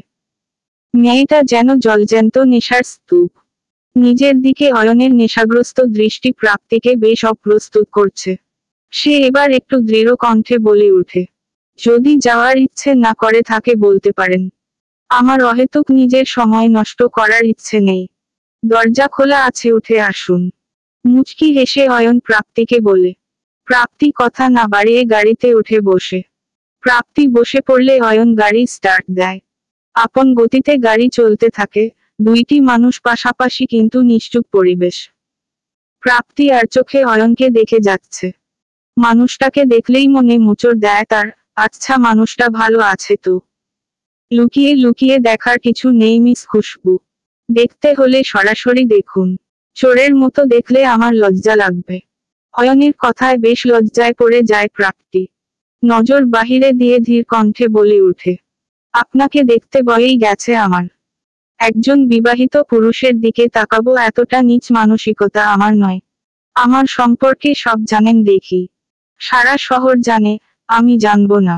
আপনার বাগদত্তা জানেন আপনি আমার সাথে আছেন এখন। বাগদত্তা? তার সাথে তো আপনার শুধু এনগেজমেন্ট হয়েছে। ওয়াইফ তো বলতে পারছি না। হা হা হা হা। প্রাপ্তির কথা শুনে জোরে হেসে ওঠে অয়ন। অয়নকে হাসতে দেখে প্রাপ্তি খানিকটা অপ্রস্তুত হয়ে পড়ে। তাই জিজ্ঞেস করে, আপনি হাসছেন যে? তো কি করব? আমার একবারই বিয়ে হয়েছে। আমার কোনো বাগদত্তা নেই। আর সারা শহর জানে এনগেজমেন্ট আমার না ভাইয়ের ছিল। হুম হুম আপনি আমার প্রাপ্তির মতো দেখতে, আপনি আমার প্রাপ্তি নন। তাই আপনাকে শিকদার ফ্যামিলির ইন্টারনাল ইস্যু আপনাকে বলতে পারবো না। তবে এটুকু জেনে রাখুন আমার কোনো বাগদত্তা নেই। আমার শুধু একটাই বউ প্রাপ্তি। খুব ভালোবাসেন বুঝি? খুব। ও যদি বলে আমি জীবন বাজি রাখতে পারবো। সত্যি? সন্দেহ আছে? আমি কি সন্দেহ করার? তবে হয়তো আপনার ভালোবাসায় কুতো ছিল তাই হয়তো উনি। শুনেছি উনি মারা গেছেন। প্রাপ্তির কথায় মুখ শক্ত হয়ে যায় অয়নের। গম্ভীর এবং রাগী কণ্ঠে বলে, আমার প্রাপ্তি মারা যায়নি, রেগে আছে শুধু। যেদিন আমি ওর রাগ ভাঙাতে পারবো ও আবার আমার কাছে চলে আসবে। প্রাপ্তি আর কোনো কথা বলে না, অয়নের রাগ সম্পর্কে তার ধারণা রয়েছে। কিন্তু অয়ন কি সত্যি তাকে এতটাই ভালোবাসে? যদি ভালোবাসতো তবে কি তাকে এত ছলনার মাঝে রাখত? একবার তাকে খোঁজার চেষ্টা করত না? তার অবর্তমানে অন্য একটি মেয়ের সাথে ঘনিষ্ঠতায় জড়াতো। যদিও তার এনগেজমেন্ট হয়নি কিন্তু এগুলো তো এড়ানো যায় না। এসব ভাবতে ভাবতে কখন ঘুমিয়ে পড়ে তার হুঁশ থাকে না প্রাপ্তির। রাত 9টা। মাঝ রাস্তায় দাঁড়িয়ে রয়েছে প্রাপ্তি এবং অয়ন। কাজ শেষে ঢাকার পথে রওনা দেয় তারা। কিন্তু মাঝ রাস্তায় গাড়ি নষ্ট হয়ে যায় অয়নের। একে তো রাত উপর থেকে নাস্তায় তেমন ট্রান্সপোর্টও নেই যাতে তারা ঢাকায় যেতে পারে। উপায়ন্তর না দেখে অয়ন প্রাপ্তিকে বলে, আমার ভিলা পাশেই আছে, বেশি না 20 মিনিটের রাস্তা। তোমার আপত্তি না থাকলে আমরা সেখানে থাকতে পারি। আপনার মাথা ঠিক আছে? আমি বাসায় যাব ব্যাস। কিভাবে যাবা? না তুমি আমাকে বলো কিভাবে যাবা। ওয়ে থাকলে আমি নিজে তোমাকে নিয়ে যেতাম কিন্তু উপায় কোথায়? আর কোনো ওয়ে নেই। না, এত রাত আমি মেকানিক পাবো না। কাল সকাল অবধি এখানে থাকার থেকে ভিলায় আরামসে থাকাটা অনেক বেশি ভালো বলে আমার মনে হয়। আর বৃষ্টি আরম্ভ হবে এখনই। তুমি থাকতে চাইলে আমার সমস্যা নেই। তবে আমি এখানে রাত কাটাবো না। ঠিক আছে ঠিক আছে। চলুন। অয়ন মুচকি হেসে রাস্তায় হাঁটা শুরু করলো। প্রাপ্তিও পিছু পিছু ধীর পায়ে হাঁটতে লাগলো। ভিলায় পৌঁছাতে পৌঁছাতে বৃষ্টি শুরু হয়েছে। গগন বিদারী আওয়াজে মেঘ ডাকছে। ভিলায় যেয়ে প্রাপ্তিকে একটি রুম দেখিয়ে দেয় অয়ন। ফ্রেশ হয়ে বারান্দায় দাঁড়ায় প্রাপ্তি। বৃষ্টির ছিটা প্রাপ্তির মুখ ভিজিয়ে দিচ্ছে। আজ প্রাপ্তির মাঝেও উন্মাদনার ছোঁয়া লেগেছে। খুব ইচ্ছে হচ্ছে বৃষ্টিকে আলিঙ্গন করতে। ঠান্ডা বাতাস আরো উন্মাদনার সৃষ্টি করছে। আজ ভিজতে ইচ্ছে করছে প্রাপ্তির, মন উজাড় করে বৃষ্টির কাছে নিজেকে সঁপে দিতে ইচ্ছে হচ্ছে। তাই আর নিজেকে না আটকে ছাদের দিকে রওনা দেয় সে। বেশ কিছুক্ষণ ভেজার পর একজোড়া উষ্ণ হাত তাকে পেছনে থেকে আলিঙ্গন করে। শীতল শরীরে উষ্ণ হাতটি যেন ভালোবাসার উষ্ণতা প্রাপ্তির প্রতিটি লোমকোষে পৌঁছে দিচ্ছে। পেছনে ফিরতেই দেখে নেশাগ্রস্ত চোখে অয়ন তাকে দেখছে। অয়নের কাছে প্রাপ্তিকে কোনো অপ্সরার চেয়ে কম লাগছে না। ভেজা ঠোঁট জোড়া ছুঁয়ে দেওয়ার অদম্য ইচ্ছা তাকে মাতাল করছে। মাঝে মাঝে পুরুষের পক্ষে নিজেকে আটকে রাখা যা বড্ড কঠিন। নিজেকে সামলানোর ব্যর্থ চেষ্টায় অয়ন হার মেনে নেয়। প্রাপ্তিও যেন একটা ঘোরের মাঝে আছে। আজ বৃষ্টি যেন মাতাল করে তুলেছে দুইটি হৃদয়কে। অয়ন প্রাপ্তির নিজের খুব কাছে নিয়ে আছে। শুধু দুজনের হৃৎপিণ্ডের ধুকপুকানি আর প্রকৃতির মাতাল শব্দ শোনা যাচ্ছে। অয়ন প্রাপ্তির কাছে আসতেই শুধু দুজনের হৃৎপিণ্ডের ধুকপুকানি আর প্রকৃতির মাতাল শব্দ শোনা যাচ্ছে। অয়ন প্রাপ্তির কাছে আসতেই জোরে আকাশ ডেকে ওঠে। প্রাপ্তিও ভয় অয়নকে জড়িয়ে ধরে। আকাশের গর্জনে প্রাপ্তির বরাবরই ভয়। বজ্রপাতের শব্দ যত বাড়ছে ততই ভয় অয়নের বুকে সিটিয়ে আছে সে। অয়ন মুচকি হেসে আরো নিবিড়ভাবে জড়িয়ে ধরেছে প্রাপ্তিকে, যেন ছেড়ে দিলেই পালিয়ে যাবে। আজ 4 মাস পর তার খালি হৃদয় পূর্ণতা পেয়েছে। কিছু সময় পর প্রাপ্তির হুঁশ ফিরে। এতক্ষণ ঘোরের বসে কি করছিল সে? সম্বিত ফিরলে অয়নকে ধাক্কা মেরে চলে যেতে নিলে অয়ন হাত টেনে নিজের কাছে নিয়ে আসে তাকে। কানে মুখ লাগিয়ে বলে, নেশা ধরিয়ে পালিয়ে যাচ্ছ? আমি ইচ্ছে করে করিনি। ছাড়ুন। ছেড়ে দিলেই তো পালিয়ে যাও। এই 4 মাস একা একা জীবনটাকে বইতে বইতে আমি ক্লান্ত। আর পারছি না প্রাপ্তি। আমি শেষবারের বলছি আমি প্রাপ্তি নই, প্রাপ্তি নই। একটা কথা কতবার বলবো? আমি খুশবু। চেঁচিয়ে উঠল প্রাপ্তি। এক নিঃশ্বাসে কথাগুলো বলে চলে যেতে নিলে অয়ন বলে ওঠে, আমি সব জানি প্রাপ্তি, আমার সামনে অন্তত তোমার এই নাটকগুলি করতে হবে না। তুমি প্রাপ্তি, তার সম্পূর্ণ প্রমাণ আমার কাছে আছে। তোমার মিসক্যারেজ হয়েছে। প্রাপ্তি যখন আমাকে ছেড়ে যায় তখন সে প্রেগন্যান্ট ছিল। এ থেকে কিছুই প্রমাণ হয় না। তাই সবচেয়ে বড় প্রমাণ তোমার হ্যান্ডরাইটিং। না হয় তুমি প্রাপ্তির মতো দেখতে, তোমার সাথে ওর হ্যান্ড রাইটিংও মিলে যাবে। তাই অহেতুক চেষ্টা করো না। আর এবাড়িতে তুমি প্রথম এসেছো, তুমি এবাড়ির প্রতিটা জিনিস এত ভালো করে কি করে চিনো? কারণ এই বাড়ির সবকিছু আমার প্রাপ্তির গোছানো। মানে তোমার গোছানো। প্রাপ্তি, আমার দোষটা কোথায়? আমি জানি না, এতটা ঘৃণা তুমি কেন করছো? খুনের আসামিকেও একটা শেষ সুযোগ দেওয়া হয় নিজেকে নির্দোষ প্রমাণ করার। অথচ তুমি বিগত 4 মাস ধরে আমাকে শাস্তি দিয়ে যাচ্ছ। আমি জানিও না আমার দোষ কোথায়। তাও তুমি যা শাস্তি দিবে আমি মেনে নিব, প্লিজ আমাকে একা করে চলে যেও না। এতক্ষণ চুপচাপ প্রাপ্তি সব শুনে যাচ্ছিল। চোখ থেকে ক্রমাগত অশ্রুধারা বয়ে যাচ্ছে। প্রাপ্তির রেসপন্স না পেয়ে অয়ন তার কাছে যায়। নিজের দিকে ঘুরিয়ে আলতো করে তার গাল 2 হাত দিয়ে ছুঁয়ে বলে, প্লিজ প্রাপ্তি, আমি ক্লান্ত। এবার তুমি আমায় ছেড়ে চলে গেলে মরে যাব। সত্যি মরে যাব। আমি আপনার বলির বাকরা। আপনি কোনোদিন আমাকে ভালোবাসেননি। আমি জাস্ট একটা বংশবৃদ্ধির টুল। আপনি কি ভেবেছেন আমি কিছুই জানি না? আপনি কোনোদিন আমার কথা ভেবেছেন? প্রথমে ভেবেছিলেন আমি আপনার অ্যাক্সিডেন্টের জন্য দায়ী, তাই আমাকে বিয়ে করেন। আমার সম্মান নষ্ট করা ছিল আপনার মূল উদ্দেশ্য। আমাকে পাগল প্রমাণ করার কোনো ওয়ে বাদ রেখেছিলেন। তারপর যখন প্রুভ হলো আমি নির্দোষ, তখন আপনি আমাকে নিজের স্ত্রী হিসেবে এজন্য মেনে নেননি যে আপনি আমাকে ভালোবাসেন। আপনি আমাকে শুধুমাত্র আপনার উত্তরাধিকারীকে জন্ম দেবার জন্য আপনার বাড়িতে রেখে দিয়েছিলেন। না প্রাপ্তি, তুমি যা ভাবছো তা ঠিক নয়। তাহলে দাদির সাথে আপনার ডিল হয়নি? বাচ্চা হবার পর আমাকে ডিভোর্স দিয়ে দিবেন? বলুন। হ্যাঁ, তখন মহিমা শিকদারকে ঠান্ডা করার জন্য আমি হয়েছিলাম, কিন্তু কি? কোথায় ছিলেন আপনি যখন আমি উতে 15 দিন পড়েছিলাম? কোথায় ছিলেন যখন আমার বাচ্চাটিকে বাঁচানো সম্ভব হয়নি? আমি বলি, আপনি তখন আপনার নারী সঙ্গীদের সাথে ব্যস্ত ছিলেন। আমি আজও অনুতাপ করি কেন আপনার সাথে আমার বিয়ে হয়েছিল। আপনি আমার জীবনে না আসলে আমার লাইফে এত কষ্ট থাকতো না। আমি আপনার মুখও দেখতে চাই না। বেশ, তোমার ইচ্ছে যেন পূরণ হয়। আমি তোমার সামনে কোনোদিন আসব না। তবে একটা কথা জেনে রেখো, এই অয়ন শিকদারের জীবনে শুধু একজন নারী এসেছিল, সে হলো কেবল তুমি। প্রাপ্তি ব্যতীত কোনো নারী আমার জীবনে আসে না। আর শিকদার পরিবারের সম্পত্তিতে আমার কোনো অধিকার ছিলই না। আমি সবকিছু ছেড়ে দিয়েছি শুধু তোমার জন্য। জানি তোমার বিশ্বাস হবে না, তবুও বলছি আমি তোমাকে কোনোদিন ঠকাইনি। আমি শুধু তোমাকেই ভালোবেসে এসেছি। যাক, আমার মুখ যেন উপরওয়ালা তোমাকে কোনোদিন না দেখায় এই কামনাই করি। যদি দেখো সেটা যেন আমার মরা মুখ হয়। বলেই অয়ন সেখান থেকে বেরিয়ে যায়। প্রাপ্তির কান এখনো বাজছে। অয়নের বলা প্রতিটি কথা যেন কলিজাতে লেগেছে, যেন কেউ ভোঁতা ছুরি দিয়ে ক্রমাগত আঘাত করে রক্তক্ষরণ করছে। রাগের বশে যা নয় তাই সে বলে তো দিয়েছে, না জানি ভাগ্য তাদের কোন নতুন মোড়ে এসে দাঁড় করাবে। সকাল 6টা। রাতের মেঘ কেটে ভোরের মিষ্টি সকাল প্রকৃতিকে নতুন রূপে সাজিয়েছে। কিন্তু মেঘের ঘনঘটা প্রাপ্তির জীবনে এখনো চেয়ে আছে। সারারাত চোখের দুপাতা এক করতে পারেনি, সত্যি কি সে অয়নকে ভুল বুঝছে? বারবার অতীতকে মনে করে ননাজল গাল বেয়ে পড়ছিল। মনটা যে বড্ড বেহায়া, কিছুতেই স্থির হচ্ছে না।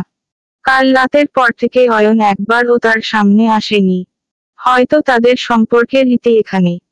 এটাই তো চেয়েছিল প্রাপ্তি, তবে আজ কেন মনটা খালি খালি লাগছে? কেন বেহায়ার মতো অয়নকে আপন করে নিতে ইচ্ছে করছে? সকাল 9টা। স্থান চিটাগং। আজই ঢাকার পথে রওনা দিবে আবরার। দাদির সম্মুখীন তার হতেই হবে। আব্রাহামের রিপোর্ট চলে এসেছে, হার্টে ছোট ব্লক ধরা পড়েছে। ডক্টর সিদ্দিক মেডিসিন দিয়েছেন। যখন 78 বছর হবে তখন যদি ব্লকটা থাকে তবে বাহিরে নিয়ে ছোট একটি অপারেশন করতে হবে। বাবা হিসেবে ছেলের কোনো অযত্ন সে হতে দিবে না। তাই আজই ঢাকা নিয়ে যাবে রাইসা আর আব্রাহামকে। রাইসা যদিও আপত্তি করেছিল, কিন্তু কোনো কথাতেই রাজি হয়নি আবরার। রাইসার সাথে তার মনের দূরত্ব এখনো তেমনই আছে। কতটা অনেক বেশি, তাই হয়তো দেরি হবে সেটা পূরণে। ঢাকা যেয়ে প্রথম কাজ নিশির সাথে বিয়েটা ভেঙে দেওয়া আর রাইসাকে তার যোগ্য স্থান দেওয়া। মেয়েটাকে আর কোনো অসম্মান সহ্য করতে দিবে না আবরার। রাইসার ডাকে হুঁশ ফিরে আবরারের। কি ভাবছিস? কিছু না, প্যাকিং শেষ। আবার ও ভেবে দেখ আবরার, আমার মনে হচ্ছে আমাদের ঢাকায় নিয়ে যাওয়াটা হয়তো ভালো ডিসিশন নয়। নিজের পরিবারকে নিজের কাছে নিয়ে যাওয়াটা আমার মনে হয় না অন্যায়। আর কাল রাতেই আমি জানিয়ে দিয়েছিলাম, আমি তোদের ছাড়া ঢাকা ফিরছি না। কিন্তু চুপ, আর যেন একটা কথা আমি না শুনি। রাইসার কাছে এসে দুহাত দিয়ে তার গালকে আলতো ছুঁয়ে কপালে উষ্ণ ছোঁয়া দেয় আবরার, তারপর বলে, ভালোবাসি তোকে, এই শেষবার বিশ্বাস করে দেখ। তোদের নিরাশ করব না, আই প্রমিস। হয়তো তোদের বিলাসিতা দিতে পারবো না, কিন্তু তোদের কোনো কিছুর কমতে হতে দিব না। শুধু তুই আমার পাশে থাকিস।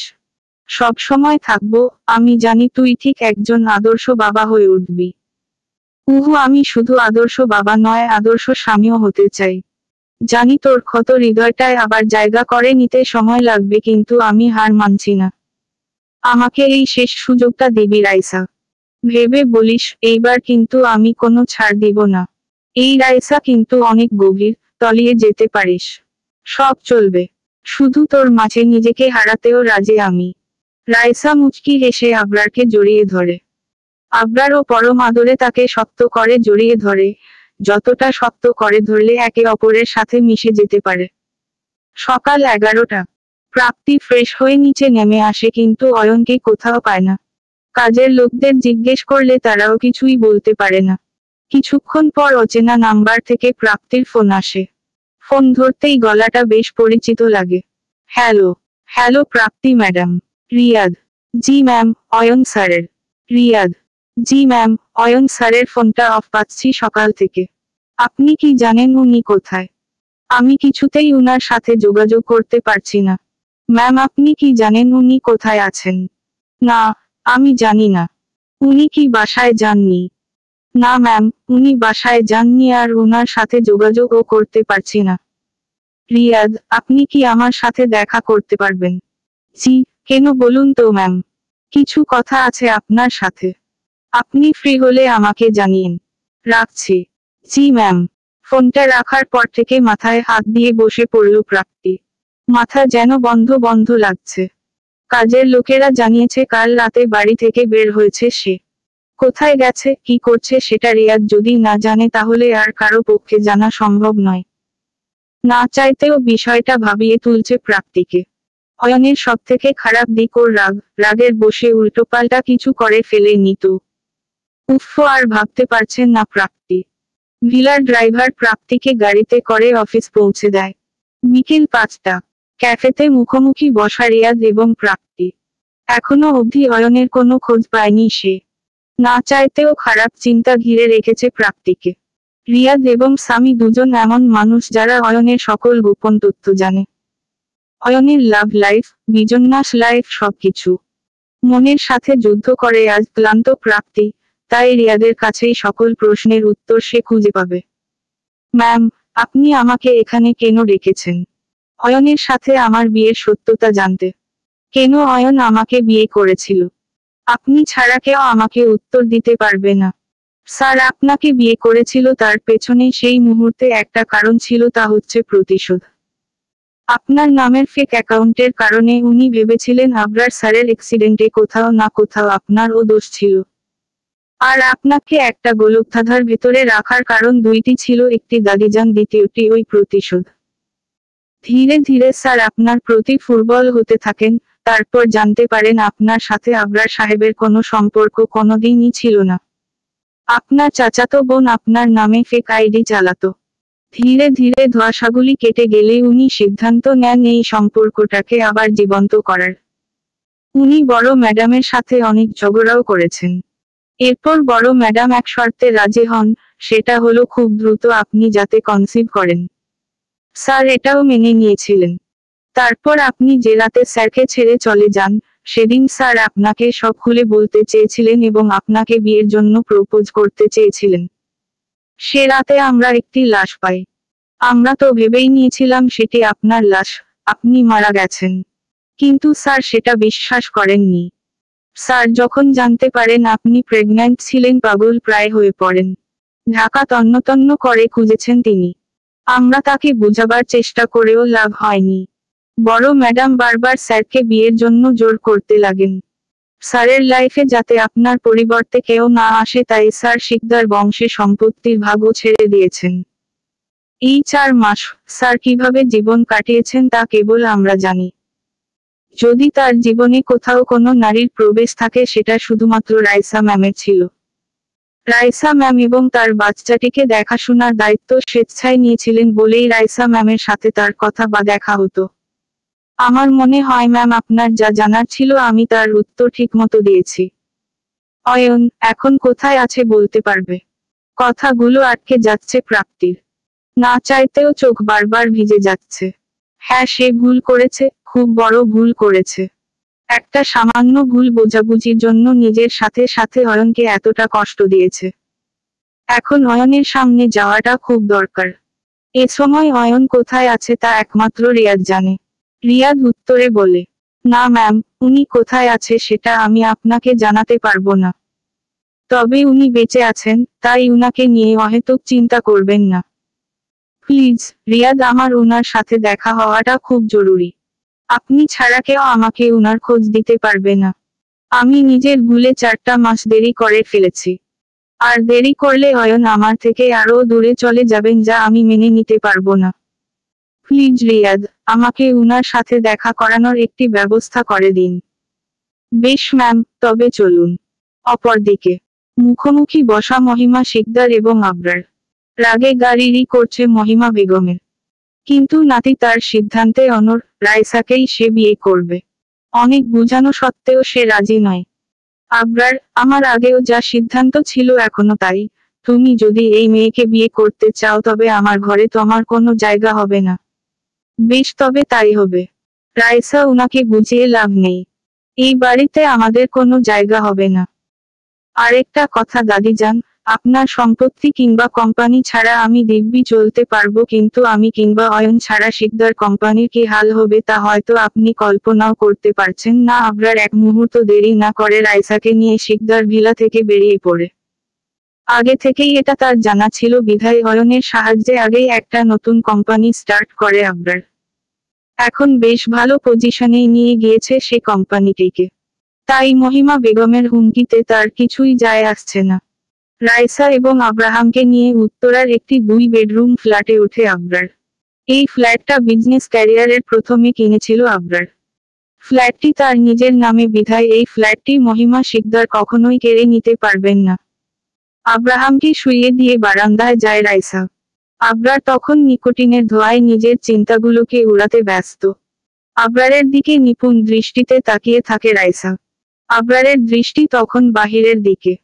হালকা কেশে বলে ওঠে, সিগারেট খাওয়া কিন্তু আমার পছন্দ নয়। আর আব্রাহামের জন্য সিগারেট খাওয়াটা উচিত হবে না। আবরার মুচকি হেসে সিগারেটটা বাহিরে ফেলে দেয়। রাইসাকে পেছনে থেকে জড়িয়ে ধরে তার কাঁধে থুতনি রাখে সে। বেশ, আজ থেকে নো সিগারেট। তবে নিকোটিনের নেশা যে বড় খারাপ, সহজে কাটানো যায় না। একটা নেশার বদলে এখন তো অন্য একটি নেশা করতে হবে। অন্য নেশা বলতে? রাইসাকে নিজের দিকে ঘুরিয়ে কপালে আলতো করে উষ্ণ ছোঁয়া দিয়ে বলে, তুই জলজ্যান্ত নেশার তরি থাকতে এই নিকোটিনের নেশা আমাকে উতে পারবে না। আচ্ছা, কাল সকালে কাজে অফিসে যাব। অয়নকে জানিয়ে দিয়েছি, ওরাই সাক্ষী হিসেবে থাকবে। তাড়াহুড়ো করছিস না, অনেক দেরি হয়ে গেছে আর দেরি করব না। বড্ড খিদে পেয়েছে। কি আনতে হবে বল, নিয়ে আসছি। তুই যাবি বাজারে? আর কেউ আছে? আচ্ছা, লিস্ট দিচ্ছি, বলে রাইসা ভেতরে চলে গেল। আবরারের মনটা মুহূর্তে ভালো হয়ে গেছে। আজ সত্যি নিজেকে পূর্ণ লাগছে, অবশেষে তার পরিবার পূর্ণতা পেল। রাত 9টা। অয়নের নিজস্ব গোপন আস্তানার সামনে এসে নামিয়ে দিয়েছে প্রাপ্তিকে রিয়াদ। অয়নের যখন খুব মন খারাপ লাগে তখন এখানে আসে সে। এই আস্তানার খোঁজ কেবল 3জন জানে, আবরার, সামি এবং রিয়াদ। শহর থেকে দূরে অনাথ আশ্রম যেখান থেকে দত্তক নেওয়া হয়েছিল তাকে। জায়গাটি মনের খুব কাছের অয়নের। কালভিলা ছেড়ে এখানেই ছুটে এসেছে সে। ফোন অফ করে নিজেকে এক রুমে আটকে রেখেছিল। রিয়াদ ফোনে না পেয়ে বাধ্য হয়ে এখানে চলে আসে। অনাথ আশ্রমের দায়িত্বে যিনি আছেন তার নাম শমশের। শমশের সাহেব অয়নকে ছোট থেকে দেখে এসেছেন। রিয়াদ যখনই এখানে এসেছে তখনই তাকে রাতের সব কথা বলেন তিনি। তারপর দরজা ভেঙে রুমে ঢুকলে দেখে জ্বরের ঘোরে বেহুশ হয়ে পড়ে রয়েছে। প্রাপ্তি ধীর পায়ে ভেতরে আসলে শমশের সাহেবের সাথে তার দেখা হয়। শমশের সাহেব তাকে দেখেই বলে, তুমি প্রাপ্তি, তাই না? আপনি আমাকে চেনেন? অয়ন তোমার ছবি দেখিয়েছিল। সকাল থেকে ছেলেটার খুব জ্বর মা, জ্বরের ঘোরে তোমার নাম রেখে যাচ্ছে। এখন তুমি এসে গেছো, ওকে দেখে রেখো। আপনি চিন্তা করবেন না, কিছু হবে না। রুমে প্রবেশ করে অয়নকে ঘুমন্ত দেখে পাশে বসে প্রাপ্তি। মানুষটার মুখের দিকে তাকানো যাচ্ছে না। নিজেকে অপরাধী লাগছে, সেদিন কেন তার জন্য অপেক্ষা করেনি প্রাপ্তি। নিজের একটা ভুল আজকে তাদের এই দুজনকে এভাবে বিক্ষিপ্ত করে দিয়েছে। অয়নের পাশে বসে হাতটি ধরে সারা রাত সেভাবেই কাটিয়ে দেয় প্রাপ্তি। সকাল 7টা। সূর্যের আলো মুখে পড়তেই ঘুম ভাঙে অয়নের। মাথাটা এখনো ধরে আছে, জ্বর নেই কিন্তু দুর্বলতা কাটেনি। হাতটি ভার ভার লাগলে পাশ ফিরে দেখে প্রাপ্তির হাতটি দুহাত দিয়ে জড়িয়ে ধরে ওভাবেই ঘুমিয়ে আছে। প্রথমে স্বপ্ন মনে হচ্ছিল সবকিছু। প্রাপ্তির ঘুমন্ত মুখটি যেন তার সকল অসুখের ঔষধ। অজান্তেই হাতটি মুখের উপর পড়ে থাকা চুলগুলো সরিয়ে দিল। মুখে ছোঁয়া পেতেই ঘুম ভেঙে যায় প্রাপ্তির। অয়নকেই সজাগ দেখে প্রান্তে হন্তদন্ত হয়ে জিজ্ঞেস করে, কিছু লাগবে? তুমি এখানে? ঠিকানা কোথায় পেলে? রিয়াদ দিয়েছেন। আপনার কিছু লাগবে? কেন এসেছো? আমার মুখ যাতে না দেখতে হয় তাই তো এখানে চলে এসেছি। তোমার থেকে দূরে। তাহলে আমি বলি কি চলে যাও। আপনার জ্বর এখন নেই। তবে আপনি ফ্রেশ হয়ে যান, আমি খাবার নিয়ে আসছি। জ্বরে মরে যাব না, তোমার সেবার আমার প্রয়োজন নেই। চলে যাও, আবার মায় বাঁধবে, আবার একা করে চলে যাবে। একাই তো থাকতে হবে, তবে এই মায়ার কি প্রয়োজন? বুঝে বলছেন তো? আমার একটা সামান্য ভুলে 4 মাস আমাদের জীবন থেকে চলে গেছে। বাকিটা জীবনও কি এভাবে একাকিত্বের অন্ধকারে কাটাবো আমরা? মানছি ভুল হয়েছে, ভুল বুঝে আপনাকে অনেক কষ্ট দিয়েছি। কিন্তু বিশ্বাস করুন আমি ভালো নেই। আমার হৃদয়টা বড্ড ফাঁকা। এই বরফ শীতলে জীবনে আমিও ভালোবাসার উষ্ণতা চাই। আর সেটা কেবল আপনি দিতে পারবেন।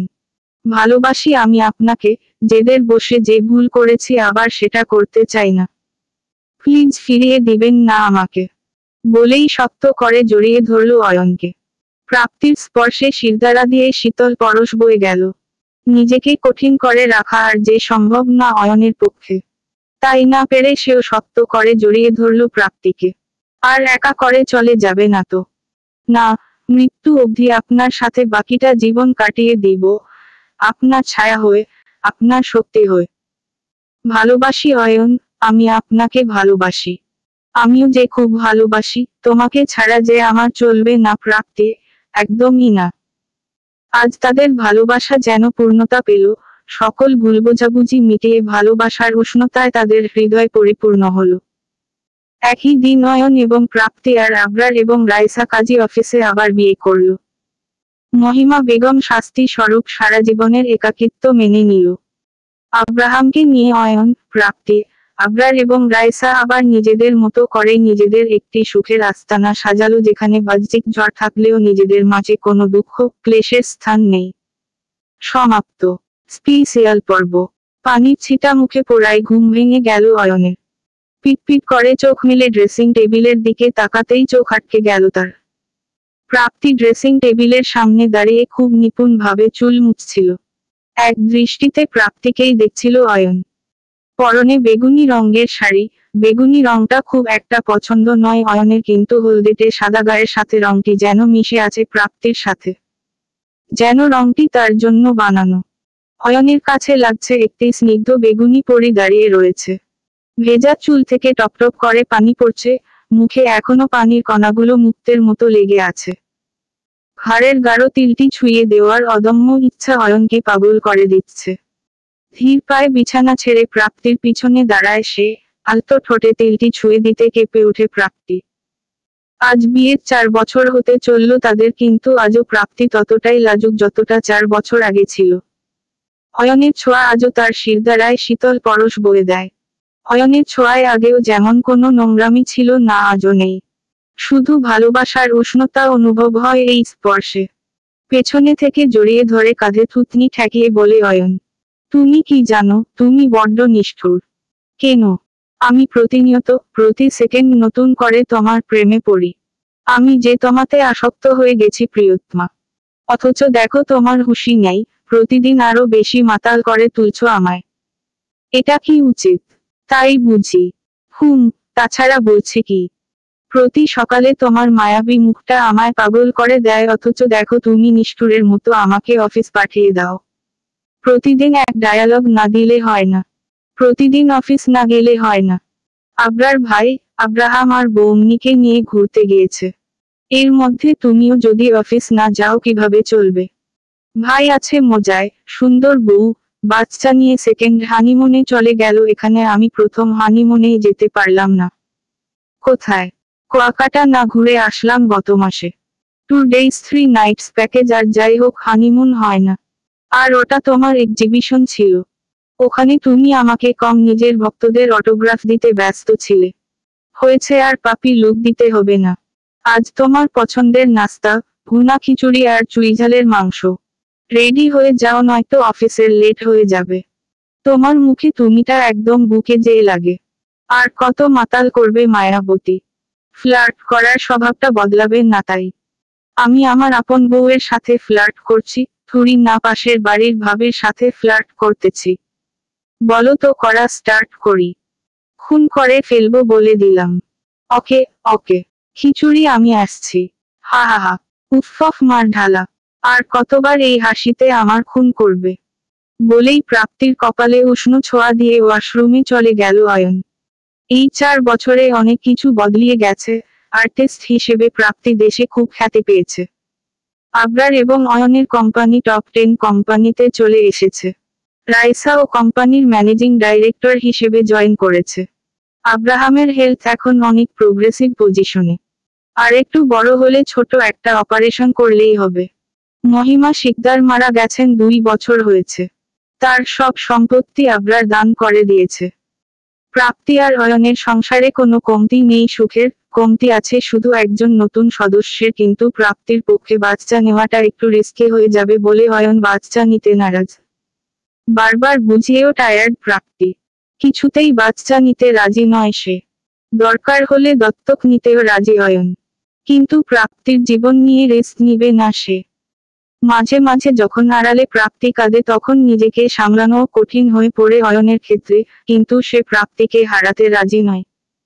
সেও চায় একটা ছোট প্রাপ্তি তাদের টুনাটুনির দুনিয়াতে আসুক, যাকে দেখে সারাদিনের ক্লান্তি নিমেষেই ঘুচে যাবে। যাকে কোলে নিলে মনের থাকা খালি জায়গাটা পূরণ হয়ে যাবে। যার আধো আধো বুলিতে বলা বাবা ডাক হবে পৃথিবীর সবথেকে মিষ্টি বুলি। কিন্তু এর বিনিময়ে প্রাপ্তিকে হারাতে সে রাজি নয়। সুখেই তো আছে, না হয় থাক কিছু অপূর্ণতা, কি যায় আসে। রাত 8টা। অফিস থেকে ক্লান্ত হয়ে ফিরে এসেছে অয়ন। সারাদিন প্রাপ্তির সাথে কথাও হয়নি। বাড়িতে এসেই দেখলো কোন কাজের লোক নেই। বেশ খটকা লাগলো অয়নের। নিজের রুমে পা রাখতেই দেখলো সারা ঘর অন্ধকার। প্রাপ্তিকে ডাক লাগালো সে, কিন্তু কোনো সাড়া না পেয়ে ব্যতিব্যস্ত হয়ে পড়ল। হঠাৎ খেয়াল করলো কোনো মানবী ধীরে ধীরে ঘরের সকল মোম জ্বালাচ্ছে। নুপুরের ঝংকারে মুখরিত ঘর। সারা ঘর মোমের আলোয় আলোকিত, গোলাপের সৌরভে মুখরিত। আর সামনের মানবীর দিক থেকে যেন চোখই সরছে না অয়নের। সাদা শাড়িতে কোনো স্বর্গের অপ্সরা থেকে কম লাগছে না। এক দৃষ্টিতে তাকিয়ে আছে অয়ন তার মায়াবতীর দিকে। হাতের ব্যাগটা বেডের পাশে রেখে হাতের বাঁধন দিয়ে গলাটা জড়িয়ে ধরে প্রাপ্তি ধীর গলায় বলল, আজ জ্যোৎস্না বিলাসের শখ জেগেছে। অয়ন শিকদারের স্ত্রী আজ জ্যোৎস্না বিলাস করতে চায়। খাওয়া দাওয়ার পর ছাদে যাওয়া যাক। আজকে ম্যামের মতলব তো সুবিধার মনে হচ্ছে না, ব্যাপারটা কি? আজকের ডেট কি স্যারের মনে আছে? আগস্টের 3 কেন? তোমার মনে নেই? কেন মনে থাকবে না, আজ প্রথম আমি তোমায় আমার মনের কথা বলেছিলাম। তাহলে তাড়াতাড়ি ফ্রেশ হয়ে যান, খেয়ে ছাদে যাব। আজ পূর্ণিমা। বেশ হুকুম মহারানী। বলেই কাবার্ডের কাছে চলে যায় অয়ন। কাপড় নিতে নিতে একটা ফাইল চোখে পড়ে। ফাইলটি খুলতেই যা চোখে পড়ে তাতে মুহূর্তের জন্য মাথা ফাঁকা হয়ে যায় অয়নের। তাহলে এজন্যই এত প্রস্তুতি। খাওয়ার পর ছাদের দোলনায় গিয়ে বসে তারা দুজন। আজ প্রাপ্তির মন খুব ভালো, প্রাপ্তিকে এক দৃষ্টিতে দেখে যাচ্ছে অয়ন। আকাশের দিকে তাকিয়ে প্রাপ্তি বলে, আজ চাঁদটাকে বড্ড সুন্দর লাগছে তাই না? আমার চাঁদ তার থেকেও সুন্দর। আমার চাঁদকে দেখে আকাশের চাঁদও হিংসা করে। আজ যদি তোমার কাছে কিছু চাই, দিবে? তুমি জানো আমি তোমাকে কি দিতে পারবো না, এ বাদে যা চাইবে সব দিতে রাজি। মাতৃত্বের স্বাদ পেতে যে আমার বড্ড ইচ্ছে হয় অয়ন। আমার একটাই আক্ষেপ, আপনার ইচ্ছে হয় না আমাদের একটি সন্তান থাকুক? কম ডক্টর তো দেখাইনি প্রাপ্তি, তবুও কেন? আজ আমি অন্য কিছু চাইব, দিবেন? যদি সামর্থ্যে হয় তবে দিব। শমশের আঙ্কেল ফোন করেছিল। একটা নবজাতক মেয়ে বাচ্চাকে জানে অনাথ আশ্রমের বাহিরে রেখে গেছে। বলছিলাম যদি বাচ্চাটিকে দত্তক নেওয়া যেত। অনাথ হওয়াটা কেমন সেটা আমাদের থেকে ভালো কেউ জানে না। আমি হয়তো জন্মদাত্রী মা হতে পারবো না, কিন্তু মা তো হতে পারবো। আমাদের টোনাটুনির জীবনও পূর্ণতা পাবে, সাথে ও বাবা মার সুখ পাবে। মাতৃত্বের স্বাদ তো এভাবেও পেতে পারি তাই না? বলতে বলতে গলা আটকে আসছিল প্রাপ্তির। অয়নের ও চোখ চিকচিক করছে। প্রাপ্তির চোখে মুখে অজস্র চুমু একে দিয়ে বলে, থ্যাংক ইউ প্রাপ্তি। অবশেষে আমরাও প্যারেন্টস হব। Thank you. তুমি রাজি? এই দত্তকের ব্যাপারটা অনেকদিন থেকেই আমি বলতে চেয়েছি, কিন্তু তুমি মা হওয়ার জন্য এতটা ডেসপারেট ছিলে যে বলতে পারিনি। Thank you. বলেই প্রাপ্তি অয়নকে জড়িয়ে ধরল। অয়ন হুট করেই প্রাপ্তিকে কোলে তুলে নিল। আজ আবার নতুন করে তোমায় ভালোবাসতে ইচ্ছে করছে মায়াবতী, মেয়াই। প্রাপ্তি কোনো কথা না বলে অয়নের বুকে মুখ লুকালো। অয়ন রুমের দিকে রওনা দিল। রুমে এসে বিছানায় বসিয়ে প্রাপ্তির লাজে রাঙা মুখটি দুহাতে আলতো করে ধরল, চোখজোড়া, গালে, নাকে অজস্র ভালোবাসার ছোঁয়া একে দিল। প্রাপ্তির পাতলা ঠোঁটজোড়াতে ঠোঁট ডুবিয়ে নিজের অতৃপ্ত হৃদয়কে শান্ত করছে। প্রাপ্তিও অয়নের টি শার্ট খামচে ধরল। প্রাপ্তি আঁচলে হাত নিয়ে প্রাপ্তি লজ্জায় লাল হয়ে গেল, বা হাত দিয়ে টেবিল ল্যাম্পটি বন্ধ করে দিল সে। রাতের গভীরতার সাথে সাথে দুজন মানবীর নিঃশ্বাসের শব্দ গাঢ় হতে লাগলো। কিছু যন্ত্রণা, কিছু ব্যথার মাঝেও দুজন নরনারী তাদের সুখ কুড়াতে ব্যস্ত। আজ দুজন দুজনাতে মিশে একাকার। শেষ রাতের দিকে অয়ন যখন ঘুমে মগ্ন, প্রাপ্তি নিপুণভাবে তার বরটিকে দেখে যাচ্ছে। মানুষটা একটা নেশার সাগর, দিন দিন যেন তার ভালোবাসায় তলিয়ে যাচ্ছে সে। অয়নের বুকে মাথা রেখে নিবিড়ভাবে জড়িয়ে ঘুমের সাগরে পা রাখে প্রাপ্তি।